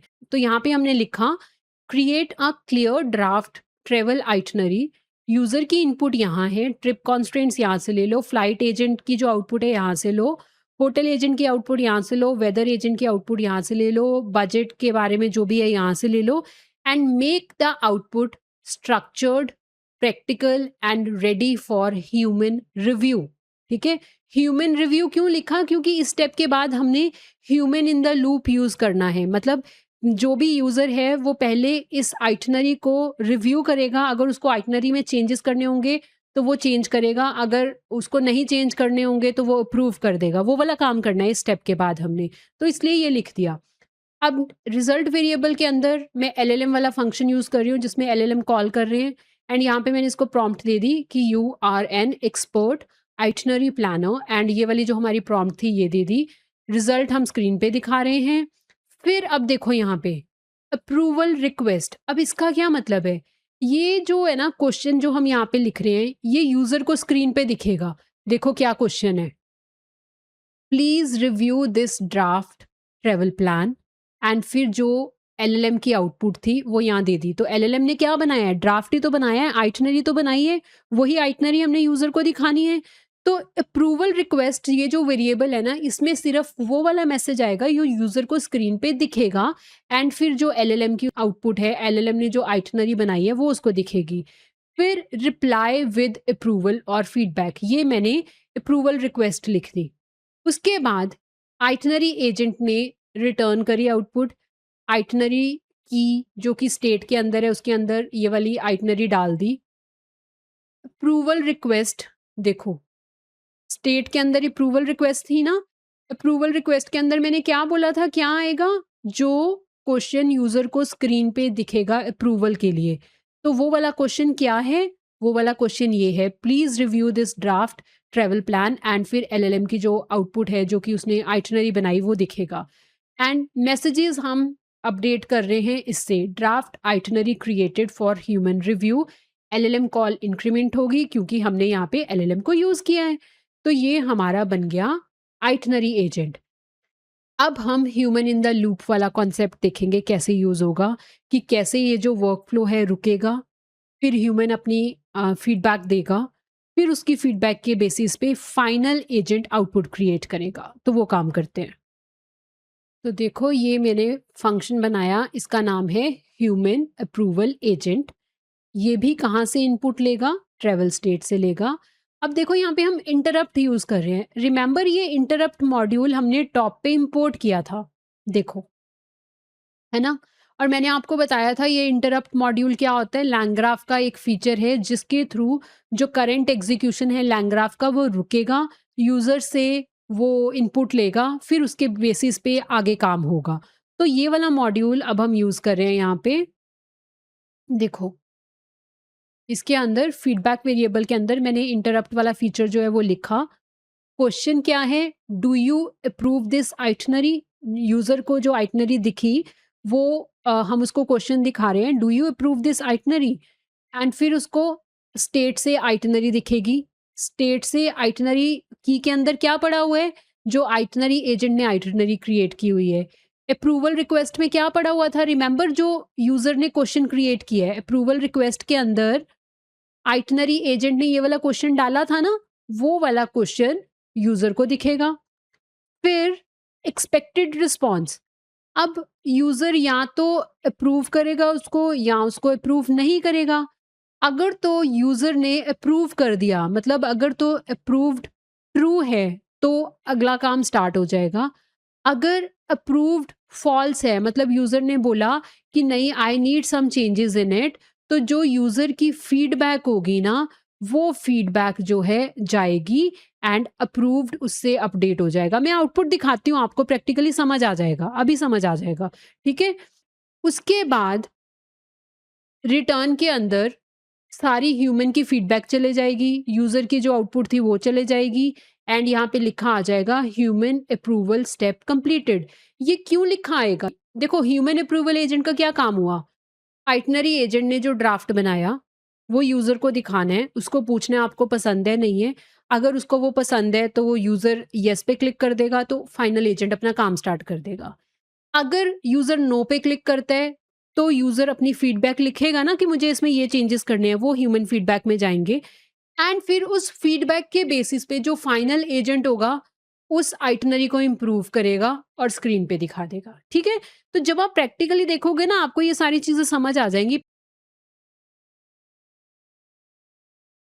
पहले मैं फाइनल एजेंट वाला भी कोड लिख देती हूँ फिर आपको प्रैक्टिकली दिखाती हूँ। अब ये हमने लिख दिया फाइनल रिस्पॉन्स एजेंट। देखो मैंने एक फंक्शन बनाया जिसका नाम है फाइनल रिस्पॉन्स एजेंट। इसको भी इनपुट कहाँ से मिल रही है? स्टेट से मिल रही है। देखो सबसे पहले ये क्या कर रहा है, कौन सी चीज ले रहा है, ये स्टेट में से कौन सी चीज इसकी इनपुट बनेगी, कौन सी की इसकी इनपुट बनेगी। तो फाइनल रिस्पॉन्स एजेंट का मेन काम क्या है कि यूजर के अप्रूवल के बेसिस पे काम करना। तो जो अप्रूव्ड की के अंदर पड़ा होगा स्टेट में आउटपुट वो, एंड ह्यूमन फीडबैक की के अंदर जो आउटपुट पड़ी होगी वो दोनों चीजें इसकी इनपुट बनी। एंड उसके बाद क्या है देखो, अगर तो यूजर ने अप्रूव किया हुआ है, मतलब जो आइटनरी एजेंट की आउटपुट थी वो वाला ड्राफ्ट अगर यूजर ने अप्रूव कर दिया था, तो ये प्रॉम्प्ट होएगी कि human approved this draft itinerary, produce the final polish travel plan. Itinerary detail यहाँ से ले लो, आइटनरी की से ले लो जो स्टेट में है, एंड बजट की डिटेल यहाँ से ले लो। बट अगर ह्यूमन ने अप्रूव नहीं किया, ह्यूमन की कोई फीडबैक थी उस आइटनरी को इम्प्रूव करने के लिए, उस केस में ये वाली प्रॉम्प्ट चलेगी, human did not approve the draft. Original user की रिक्वेस्ट यहाँ से ले लो, यूजर का ओरिजिनल मैसेज ये था, आइटनरी एजेंट ने ये आइटनरी बना के दी, ह्यूमन ने फिर ये वाली फीडबैक दी, बजट रिजल्ट ये था, इसके बेसिस पे प्रॉम्प्ट बनाओ। देख रहे हो ना, दोनों केस में प्रॉम्प्ट डिफरेंट है। अगर यूजर का अप्रूवल था तो ये प्रॉम्प्ट है, अगर यूजर ने कोई ह्यूमन फीडबैक दी हुई है तो उसके केस में ये प्रॉम्प्ट होगी। अब एलएलएम चलेगा उसके ऊपर। एलएलएम को हम बोल रहे हैं you produce final user ready travel plan, फिर जो रिजल्ट है रिजल्ट वेरिएबल में स्टोर हो गया, एंड फाइनल रिस्पॉन्स के अंदर ये जो रिजल्ट है ये चला गया। मतलब फाइनल रिस्पॉन्स की जो कि स्टेट के अंदर है उसके अंदर फाइनल आइटनरी चले गई, एआई मैसेज में भी ये फाइनल आइटनरी चले गई, एलएलएम कॉल इंक्रीमेंट हुई क्योंकि एलएलएम यूज हुआ। गाइज देखो, ये एजेंट्स हैं हमारे आज के काम के लिए। अब हमने एजेंट्स तो लिख दिए, पर हम लैंग ग्राफ में काम कर रहे हैं। आपको ग्राफ डिफाइन करना पड़ता है, आपको नोड्स बनानी पड़ती है, फिर नोड्स के बीच में कनेक्शन इस्टेब्लिश करना पड़ता है, फिर उसको ग्राफ को कंपाइल करना पड़ता है ना। तो वो सारा काम करना है, तो वो काम हम एक सेपरेट फाइल में करेंगे। Agents dot P Y file में सिर्फ हमने एजेंट्स का कोड लिखा है, वो काम कैसे करेंगे एज अ एप्लीकेशन वो हम ग्राफ में डिफाइन करेंगे। उसके लिए आप एक और फाइल बनाओगे जिसको नाम दे दो graph dot P Y, enter कर दो। यहाँ पे अब हम ग्राफ बनाएंगे। सबसे पहले तो मॉड्यूल्स को इंपोर्ट कर लो। अब यहाँ पे मैं ये मॉड्यूल भी इंपोर्ट कर रही हूँ एंड ये भी कर रही हूँ। ये दो चीज़ें हमें क्यों चाहिए? तो गाइज रिमेंबर मैंने आपको क्या बोला था, हम सारी चीज़ें कहाँ स्टोर करेंगे? PostgreSQL डेटाबेस के अंदर स्टोर करेंगे। अगर आपको नहीं पता वो क्या होता है, कैसे डाउनलोड करना है, कैसे इंस्टॉल करना है, हम क्यों यूज़ कर रहे हैं, तो प्लीज़ फर्स्ट पार्ट वीडियो का देखो, उसमें आपको सब समझ आ जाएगा। मैंने डिटेल में समझाया है। तो अभी के लिए मैं सिर्फ इतना बता रही हूँ, डेटाबेस यूज़ करना है PostgreSQL, वो लिख दिया। अब हमें ग्राफ बनाना है। लैंग ग्राफ में जब भी ग्राफ बनाना होता है तो आपको ये चीज़ें चाहिए, end node, start node and state graph. End node मतलब end node and start node, जब भी कोई ग्राफ बनाते हैं ना, सबसे पहले स्टार्ट नोड आती है एंड सबसे लास्ट में एंड नोड आती है, एंड इसका कोड लैंग ग्राफ में ऑलरेडी लिखा हुआ है तो हम उनको इंपोर्ट कर लेते हैं। स्टेट ग्राफ मॉड्यूल हमें इसलिए चाहिए क्योंकि जब भी ग्राफ बनाना है तो इस मॉड्यूल के थ्रू ही बनेगा। फिर हम सारे एजेंट्स को इंपोर्ट कर रहे हैं। Agents dot P Y file के अंदर ये वाले सारे एजेंट्स हैं ना, हमने उन सबको इंपोर्ट कर लिया। मतलब ये सारे वो फंक्शन के नाम हैं जो हर एजेंट के लिए डिफरेंट डिफरेंट फंक्शन है, वो सारे एजेंट इंपोर्ट कर लिए। फिर डेटाबेस का यूआरएल हम कन्फिग फाइल से ले रहे हैं। कन्फिग फाइल ओपन करो, config dot P Y file, इसमें दिया हुआ है ना हमने डेटाबेस का यूआरएल। ठीक है, देखो ये डॉट ई फाइल है, इसके अंदर डेटाबेस कहाँ पड़ा हुआ है एग्जैक्टली उसका यूआरएल दिया हुआ है, और वो इस वेरिएबल में पड़ा है। ये वेरिएबल कहाँ पड़ा है? Config dot P Y file में पड़ा है। Config dot P Y file को हम यूज़ कर रहे हैं graph dot P Y file में, तो इसलिए from config import database URL.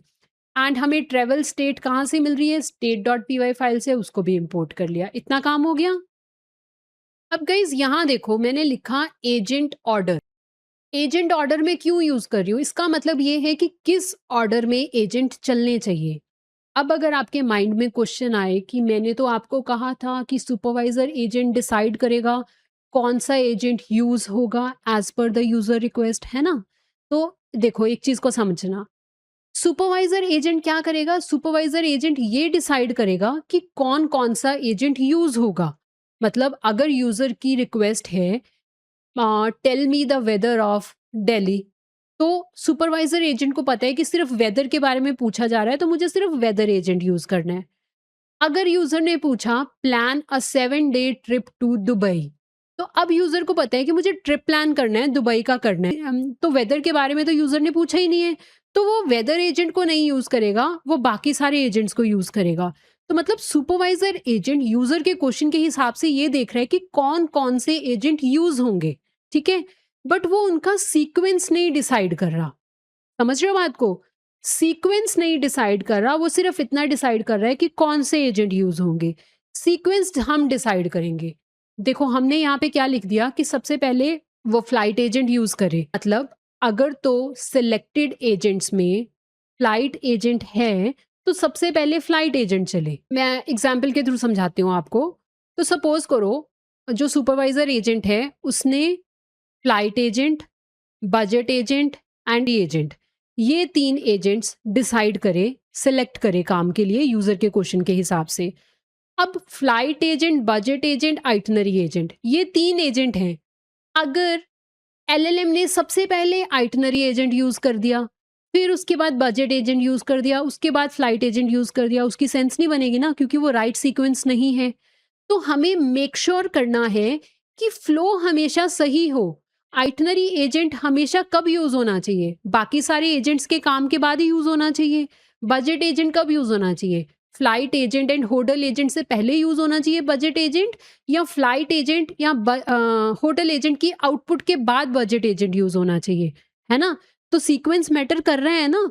तो ये तो डिसाइड हो गया कौन कौन से एजेंट यूज करने हैं, बट वो फ्लो जो है, हर एजेंट को जो इनपुट आउटपुट चाहिए वो करेक्ट मैनर में मिले, तो उसके लिए सीक्वेंस बहुत मैटर करता है। इसलिए हमने एजेंट ऑर्डर में खुद से डिफाइन कर दिया कि अगर कोई भी एजेंट सेलेक्ट होता है तो वो इस ऑर्डर में चले। अब सपोज सुपरवाइजर एजेंट ने डिसाइड किया फ्लाइट एजेंट यूज करना है मुझे, एंड मुझे आइटनरी एजेंट यूज करना है, 2 एजेंट यूज करने हैं। तो हमें पता है कि फ्लाइट एजेंट पहले यूज होना चाहिए, आइटनरी एजेंट बाद में यूज होना चाहिए।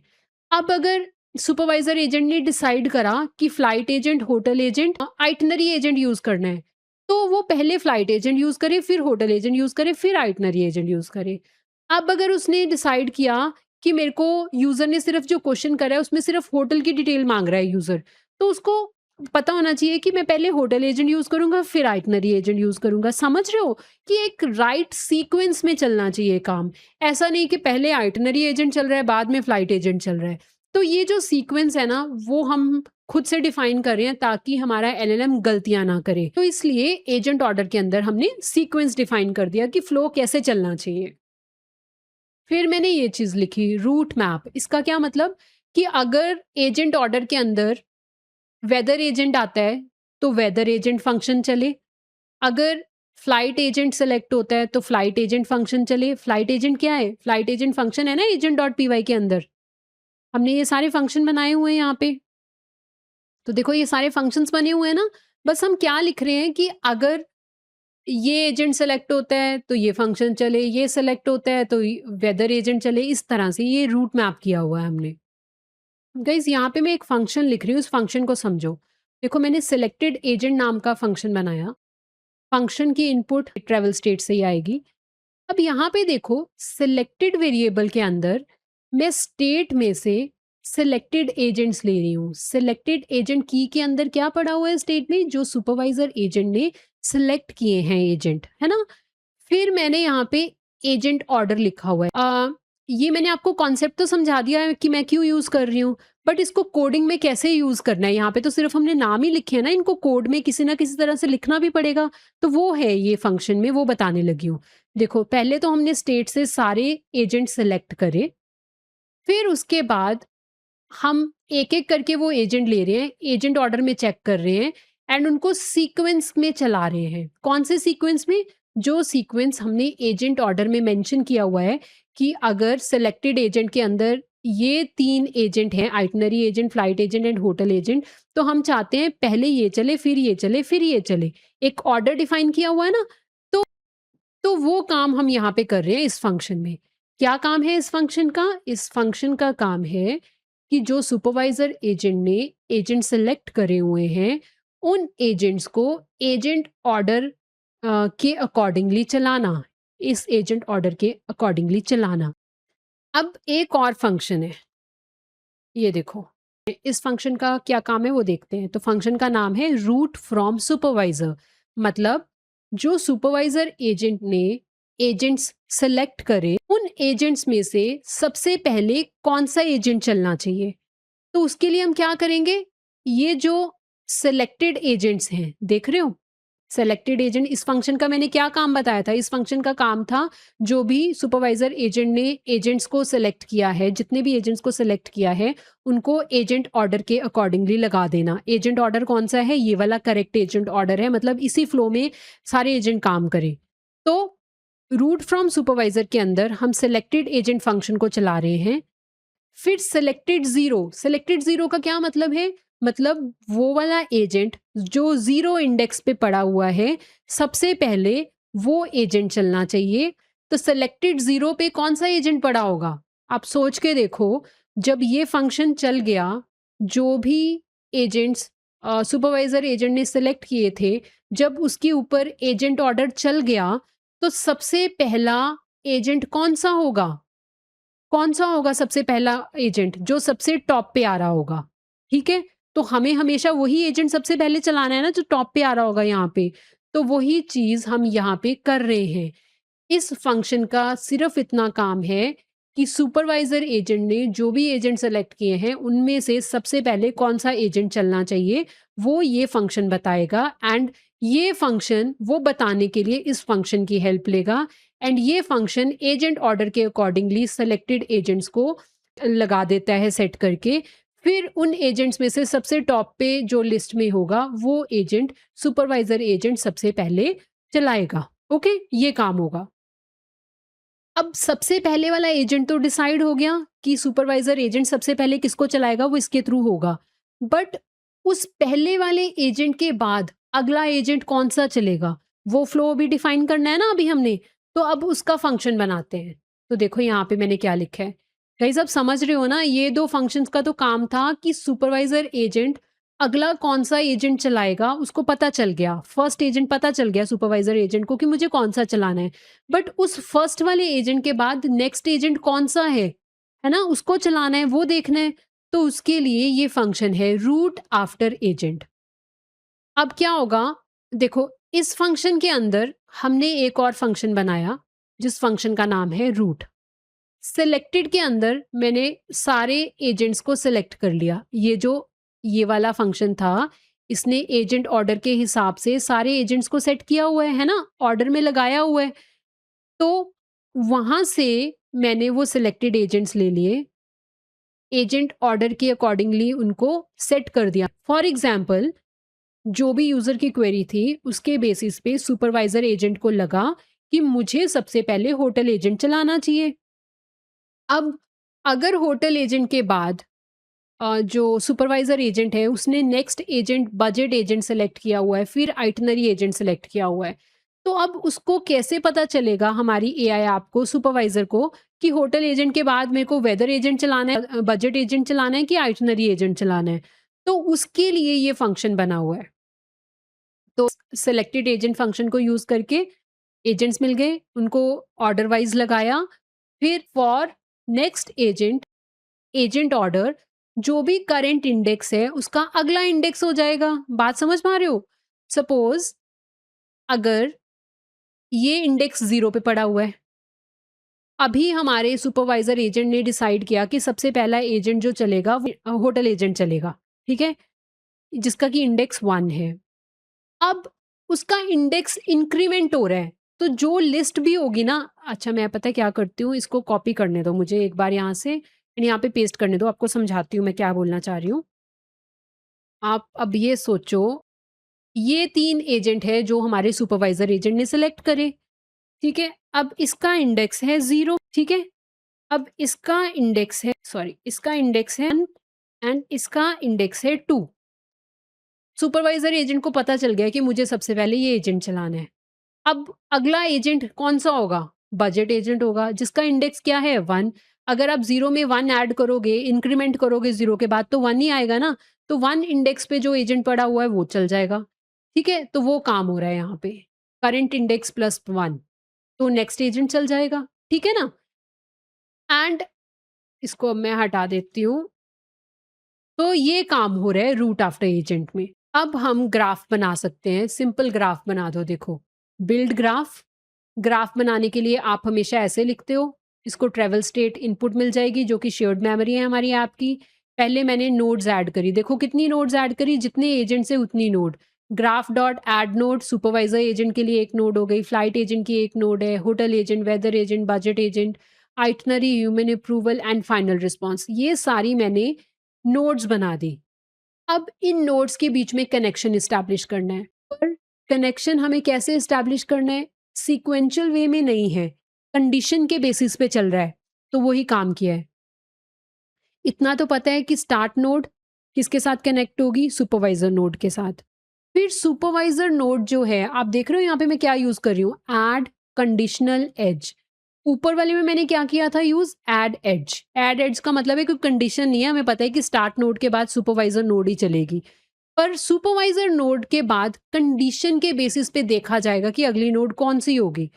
तो सुपरवाइजर नोड ये वाले फंक्शन को यूज करके एंड इसको यूज करके डिसाइड करेगा कि अगली नोड कौन सी होगी। देख रहे हो यहाँ पे रूट फ्रॉम सुपरवाइजर, यहाँ रूट फ्रॉम सुपरवाइजर मैंने क्या बताया था, ये फंक्शन किस लिए है कि सुपरवाइजर नोड के बाद कौन सी नोड चलेगी, वो काम हमने इस फंक्शन में डिफाइन किया हुआ है। तो हमने अब यहाँ पर स्टार्ट नोड कनेक्ट हो गई सुपरवाइजर नोड से, सुपरवाइजर नोड क्या करेगी, route from supervisor function use करके डिसाइड करेगी कि अगली नोड कौन सी है, रूट मैप को फॉलो करेगी। फिर रूट मैप में क्या था, मैंने आपको रूट मैप में बताया था ना, जो भी एजेंट सेलेक्ट होगा उसका जो पाइथन फंक्शन होगा वो चलेगा, तो ये है रूट मैप हो रहा। उसके बाद अगला वाला फंक्शन जो फ्लाइट एजेंट फंक्शन अगर सेलेक्ट होता है, तो फ्लाइट एजेंट फंक्शन के बाद कौन सा एजेंट चलेगा, उसके लिए ये फंक्शन यूज होगा, रूट आफ्टर एजेंट।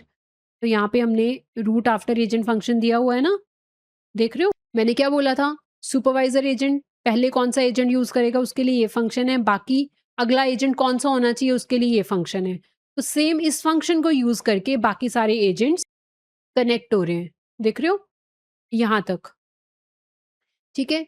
फिर आइटनरी एजेंट जब हम यूज कर रहे हैं ना, देखो यहाँ पे एड एड्स यूज हो रही है, यहाँ पे कंडीशनल एड्स नहीं यूज हो रही, क्यों, क्योंकि जो भी आइटनरी एजेंट की आउटपुट होएगी उसके बाद ह्यूमन अप्रूवल चाहिए, ये फिक्स्ड है, इसमें हमें कोई कंडीशन नहीं चाहिए। जब आइटनरी एजेंट ने आइटनरी बना दी उसके बाद वो आइटनरी हमें यूजर को दिखानी है, ह्यूमन को दिखानी है अप्रूवल के लिए, तो ह्यूमन अप्रूवल वाला आ गया फंक्शन। फिर ह्यूमन अप्रूवल जब हो जाएगा उसके बाद फाइनल रिस्पॉन्स वाला जो एजेंट है वो चलेगा, तो इसमें भी कोई कंडीशन नहीं है, ये मतलब डिसाइडेड है हमें ऐसे ही करना है ये काम, तो इसलिए इनको ऐसे लिख दिया, फाइनल एजेंट के बाद एंड नोड चलेगी। तो ये हमारा ग्राफ बन गया। ये डेटाबेस के साथ कनेक्टिविटी वाला पार्ट है, ये मैं बता नहीं रही क्योंकि ऑलरेडी बताया हुआ है। ग्राफ को कंपाइल कर दो, फिर मैं ग्राफ को बिल्ड कर रही हूँ ऐप वेरिएबल के अंदर, अब इसको सेव कर दो, ठीक है। अब हमने सारा कोड लिख दिया, अब हमें सिर्फ इस ऐप को रन करना है। तो दो तरह से ऐप रन करके दिखाऊंगी, एक तो आप ऐप को रन कर सकते हो अपना सीधा कमांड प्रॉम्प्ट से, एक आप रन कर सकते हो स्ट्रीमलेट के थ्रू। तो मैं दोनों तरीके बता देती हूँ आपको। पहले मैं बता रही हूँ कि स्ट्रीमलेट के थ्रू कैसे रन करेंगे। तो आप एक फाइल बना लो, उसको नाम दे दो frontend.py, इसके अंदर हम सारा फ्रंट एंड का कोड लिखेंगे। तो गाइज़ ये सारा फ्रंट एंड का कोड लिख दिया, ये मैं एक्सप्लेन नहीं कर रही क्योंकि ऑलरेडी आपको ये सारी चीज़ें मैंने बताई हुई हैं।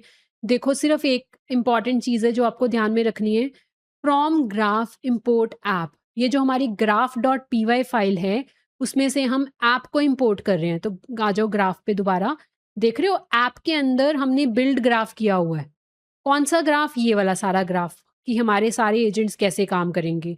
तो हम इस ऐप को यहाँ पे इंपोर्ट कर रहे हैं, बाकी इस पेज में सारा जो काम है ना वो डिजाइनिंग वाला काम है, ठीक है ना। तो अब हम इसको रन करके देखते हैं। तो आप यहाँ पे लिखो stream run front end dot, देखो ऐप ओपन हो गई। अब यहाँ पे आप अपनी ट्रैवल रिक्वेस्ट लिख सकते हो, तो मैंने लिख दिया plan a 7-day Japan trip under 2 lakh, I prefer budget hotels and no overnight flights, okay. तो ये मैंने डिटेल्स दे दी। अब क्रिएट ड्राफ्ट प्लान पे क्लिक करो। तो देखो सुपरवाइजर ने प्लान बना दिया। तो सुपरवाइजर का प्लान क्या है, user has specified a destination, duration and budget for the trip, and उसने ये सारी सुपरवाइजर ने डिटेल डिसाइड कर दी। फिर उसने बताया कि ये वाले एजेंट सेलेक्ट होंगे देखो कौन-कौन से एजेंट है, flight agent, hotel agent, budget agent and itinerary agent. उसने यहाँ पे वेदर एजेंट सेलेक्ट नहीं किया क्योंकि यूज़र की क्वेरी में कुछ भी वेदर रिलेटेड क्वेरी नहीं थी, तो उसने ये वाले 4 एजेंट्स को सेलेक्ट किया। फिर हर एजेंट वन बाय वन अपना काम कर रहा है। देखो फ्लाइट एजेंट की ये वाली आउटपुट है, उसने रेलेवेंट एयरलाइंस निकाली, एस्टिमेटेड ड्यूरेशंस निकाली, फेयर रेंज निकाल दी, पीक सीज़न वार्निंग दे दी, बुकिंग एडवाइस दे दी, ठीक है? एंड इस तरफ हमें होटल्स की डिटेल मिल रही है, ओके? एंड देख रहे हो सारा? फिर बजट, बजट असेसमेंट, देखो हमने क्या बोला था 7 days Japan trip under 2 lakh, तो ये बजट एस्टिमेशन आ रही है। एस्टिमेटेड कॉस्ट कैटेगरीज़, फ्लाइट्स पे इतना लगेगा, अकोमोडेशन, ट्रांसपोर्टेशन, जो भी फूड एंड एक्टिविटीज़ पे इतना हो गया, तो टोटल कॉस्ट इतने से इतने तक बनती है। फिर रिस्क एरियाज़ बता दिए उसने कि मनी सेविंग सजेशंस बता दिए, फिज़िबिलिटी प्लान बता दिया। फिर उसने 7 डे आइटनरी दी हमें, ये आइटनरी एजेंट की आउटपुट है, उसने आइटनरी बना दी, ठीक है? उस आइटनरी के बाद देखो वो हमसे अप्रूवल माँग रहा है। अब उसने फाइनल प्लान नहीं बनाया ये आइटनरी एजेंट की आउटपुट है। आइटनरी एजेंट के बाद हमने ह्यूमन इन द लूप लगाया हुआ है ना, तो ये वो वाला काम है। अगर तो मैं अप्रूव कर दूँगी येस, तो सबमिट कर दूँगी तो वो आउटपुट आ जाएगी, मतलब फाइनल एजेंट वर्क करके आउटपुट दे देगा। अगर मैं नो पे क्लिक करूँगी, तो मैं यहाँ पे फीडबैक देख सकती हूँ। फीडबैक देने के बाद सबमिट अप्रूवल करूँगी, तो ये जो फीडबैक मैं दूँगी, इसके बेसिस पे मेरी फाइनल आइटनरी क्रिएट होगी। तो मैं येस कर देती हूँ एंड मैंने सबमिट अप्रूवल कर दिया। अब देखो क्रिएटिंग फाइनल रिस्पॉन्स आ रहा है एंड ये हमारा फाइनल ट्रैवल प्लान बन के आ गया। पूरी आइटनरी हमें मिल गई। देख रहे हो? Flight information, accommodation, itinerary, day wise पूरी हमें आइटनरी मिल गई। बजट ब्रेकडाउन भी आ रहा है। सारा हमें डिटेल मिल गई यहाँ पे। तो इस तरह से हम ट्रैवल प्लानिंग ऐप बना सकते हैं मल्टी एजेंट्स को यूज़ करके। अब हमने गार्डरेल नहीं यूज़ करी, मैं गार्डरेल बताती हूँ अब कैसे यूज़ होगी, ठीक है? अभी तक आपने human in the loop concept देख लिया, सुपरवाइज़र एजेंट का कॉन्सेप्ट भी देख लिया। आपने देखा ना कि सुपरवाइज़र एजेंट ने सारे एजेंट्स नहीं यूज़ करे, उसने यूज़र की क्वेरी के हिसाब से डिसाइड करा कि मुझे कौन से एजेंट यूज़ करने हैं, है ना? तो अब हम गार्डरेल का कॉन्सेप्ट यूज़ करेंगे। मैं आपको सिंपल सा एग्जांपल बताऊँगी। हम ना जो सुपरवाइज़र एजेंट है, वहाँ पे गार्डरेल का कॉन्सेप्ट लगाएँगे। गार्डरेल का सिंपल इतना मतलब ये है कि अगर कोई ऐसी रिक्वेस्ट है, यूज़र कुछ ऐसा टाइप करता है, जिसके लिए आपकी ऐप डिज़ाइन्ड नहीं है, तो वो रिक्वेस्ट वहीं ब्लॉक हो जाए, वो रिक्वेस्ट आगे ना जाए, ठीक है? तो अब हमारी ट्रैवल रिलेटेड ऐप है, अब यूज़र कुछ और मैसेज करे जो ट्रैवल रिलेटेड नहीं है, तो हम चाहते हैं कि वो रिक्वेस्ट वहीं ब्लॉक हो जाए, वो रिक्वेस्ट आगे जाए ना, ये काम करना है हमने। तो अब उसके लिए आप agent.py फाइल ओपन कर लो, उसी में हमने लिखा हुआ है ना एजेंट का सारा कोड। Okay, 1 second. आप agent.py फाइल ओपन कर लो। यहाँ पर जहाँ पे आपने सुपरवाइज़र एजेंट वाला काम किया है, हमने सबसे टॉप पे किया था सुपरवाइज़र एजेंट का काम। यहाँ पे ये वाला जो काम है। अब हम क्या करते हैं, ये सुपरवाइज़र एजेंट वाला जो कोड है ना, इसको कमेंट कर देते हैं। मैं नया फंक्शन लिखूँगी सुपरवाइज़र एजेंट का। मैं ये भी यहीं रहने दे रही हूँ ताकि आपको हेल्प हो जाए जब आप प्रैक्टिस करोगे। यहाँ पे मैं कमेंट दे देती हूँ कि ये क्या है, विदाउट गार्डरेल। अब हम यहाँ पे लिखेंगे गार्डरेल के साथ वाला कोड, विद गार्डरेल। तो पहले मैं फंक्शन पेस्ट कर रही हूँ, फिर आपको समझाती हूँ। देखो, ये गार्डरेल वाला फंक्शन है, सेम सुपरवाइज़र एजेंट है, सारा कुछ सेम है, बस थोड़ा-सा चेंज किया है मैंने। यूज़र की क्वेरी वेरिएबल में जा रही है, फिर हम यहाँ पे गार्डरेल का काम कर रहे हैं। देखो, मैंने एक प्रॉम्प्ट लिखी, मैंने गार्डरेल प्रॉम्प्ट नाम का वेरिएबल बना दिया। उसके अंदर मैं लिख रही हूँ determine whether the following request is valid travel planning request, return only JSON in this format, allowed true and then उसके साथ रीज़न दो एंड यूज़र की जो क्वेरी है वो भी शो करो, ठीक है? तो बेसिकली हम क्या बोल रहे हैं कि हम यहाँ पे एलएलएम यूज़ करेंगे। एलएलएम की हेल्प से हम गार्डरेल लगा रहे हैं।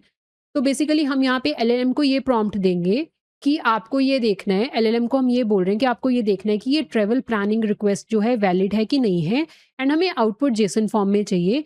अगर आउटपुट वैलिड है तो ट्रू आउटपुट आनी चाहिए एंड साथ में रीज़न दो कि वो वैलिड क्यों है, ठीक है? एंड साथ में यूज़र की आउटपुट भी दिखाओ। देखो, फिर मैंने गार्डरेल रॉ करके एक वेरिएबल लिया जिसके अंदर मैं एलएलएम टेक्स्ट फंक्शन यूज़ कर रही हूँ। एलएलएम टेक्स्ट फंक्शन क्या था? एलएलएम टेक्स्ट फंक्शन के अंदर हम एलएलएम को कॉल कर रहे थे, एलएलएम रिस्पॉन्स जनरेट कर रहा है। तो वही वाला फंक्शन यूज़ किया एंड मैं यहाँ पे इसको प्रॉम्प्ट दे रही हूँ, you are an input validation guardrail return strict JSON only. फिर जो भी आउटपुट आई, एलएलएम ने जो भी रॉ आउटपुट निकाली वो हम प्रिंट कर रहे हैं। फिर उसके ऊपर हम जेसन वाला फंक्शन भी चला रहे हैं क्योंकि जेसन फंक्शन से हमें प्रॉपर आउटपुट मिल जाएगी। फिर हम उस आउटपुट को स्क्रीन पे शो करवा रहे हैं। अब यहाँ पे इफ कंडीशन में क्या हो रहा है, यहाँ पे हम लिख रहे हैं कि अगर जो यूज़र ने क्वेश्चन करा है वो अलाउड फॉल्स है, मतलब जो यूज़र ने क्वेश्चन करा है वो एज़ पर द ऐप नहीं है, मतलब जिस चीज़ के लिए ऐप डिज़ाइन करी गई है वैसा क्वेश्चन नहीं है, तो क्या होगा? ये लिखा आ जाए request rejected by input guardrail and साथ में उसका रीज़न भी जाए एंड फिर रिटर्न कर दे वो ये सारी चीज़ें। तो अब हम क्या कर सकते हैं, हम सेम ऐप को दोबारा रन करते हैं और आउटपुट देखते हैं। तो front end dot P Y file तो रन हो ही रही है, पर हमने अपने सुपरवाइज़र एजेंट को अब अपडेट कर दिया ना, अब वो गार्डरेल वाला काम करेगा। यहाँ पे अब मैं क्वेश्चन कुछ और कर लेती हूँ। सपोज़ मैंने पूछ लिया व्हाट इज़ जनरेटिव एआई। अब व्हाट इज़ जनरेटिव एआई ये तो ट्यूटोरियल मतलब लर्निंग रिलेटेड क्वेश्चन हो गया ना कि आप कुछ लर्न करना चाहते हो, ये ट्रिप प्लानिंग का नहीं है, तो ये भी गार्डरेल को रिजेक्ट करना चाहिए। तो हम क्रिएट करते हैं draft plan. See the request is not related to travel planning and कोई एजेंट सेलेक्ट नहीं हुआ और किसी भी एजेंट ने कोई आउटपुट नहीं दी, बट ये आ गया यहाँ पे before we dive into travel itinerary let's take a moment to understand what generative AI is. मतलब ऐसा नहीं है कि उसने कुछ एरर दिखा दिया, बट यहाँ पे उसने क्लियर कर दिया कि ये रिक्वेस्ट जो है ट्रेवल प्लानिंग रिलेटेड नहीं है, इसलिए कोई एजेंट काम नहीं करेगा। एंड ये सिर्फ एलएलएम ने आउटपुट दिखा दी कि यूजर ने जनरेटिव एआई लिख दिया तो उसके लिए कुछ आउटपुट उसने दिखा दी, बट अगर हम चाहें तो हम कंप्लीटली यहाँ पे ही ब्लॉक कर सकते हैं सारा काम कि इस चीज़ के बाद कुछ आए ही ना, तो आप वो भी काम कर सकते हो। तो इस तरह से आप गार्डरेल यूज़ करते हो। तो that's it for today guys and इस कोड का लिंक मैंने डिस्क्रिप्शन सेक्शन में दिया हुआ है, ये कोड आप वहाँ से ले सकते हो। एंड गाइज़ एक और चीज़ मैंने ना अपने चैनल पे मेंबरशिप स्टार्ट करी है, आप चैनल को सपोर्ट कर सकते हो वो डिफरेंट मेंबरशिप ऑप्शंस को ऑप्ट करके। जैसे कई बारी आप लोग बोलते हो कि नोट्स शेयर किया करो, कोड तो मैं सबके साथ ही शेयर करती हूँ, बट आप कहते हो नोट्स भी शेयर किया करो, तो मेरी मेंबरशिप ऑप्शंस हैं। हर ऑप्शन में ना डिफरेंट तरह के बेनिफिट्स हैं, आप वो देख सकते हो। अगर आपको लगता है कि आप चैनल को सपोर्ट करना चाहते हो तो आप वो डिफरेंट मेंबरशिप ऑप्शंस देख के मेरे चैनल को सपोर्ट कर सकते हो। उसमें मेरा एक मेंबरशिप ऑप्शन ऐसा भी है कि जिससे क्या होगा कि मेरी व्हाट्सएप कम्युनिटी में बना रही हूँ, उस कम्युनिटी का आप पार्ट बन सकते हैं। एक मेंबरशिप ऑप्शन ऐसी भी है कि जिससे आपको वो सारे नोट्स मिल सकते हैं। तो डिफरेंट डिफरेंट तरह के ऑप्शंस हैं, तो आप एक बार ज़रूर चेक करना एंड अगर आप चैनल को सपोर्ट कर सकते हो तो प्लीज़ आप ज़रूर करना। बट कई बारी क्या होता है कि आप अभी स्टूडेंट हो, आप नहीं सपोर्ट कर सकते हो, in that case also it's okay. मैं सबके लिए वीडियोस बनाऊंगी, बस ये मैंने इसलिए बताया कि अगर आप में से कोई सपोर्ट कर सकता है तो वो प्लीज़ सपोर्ट करिए। Thank you for watching.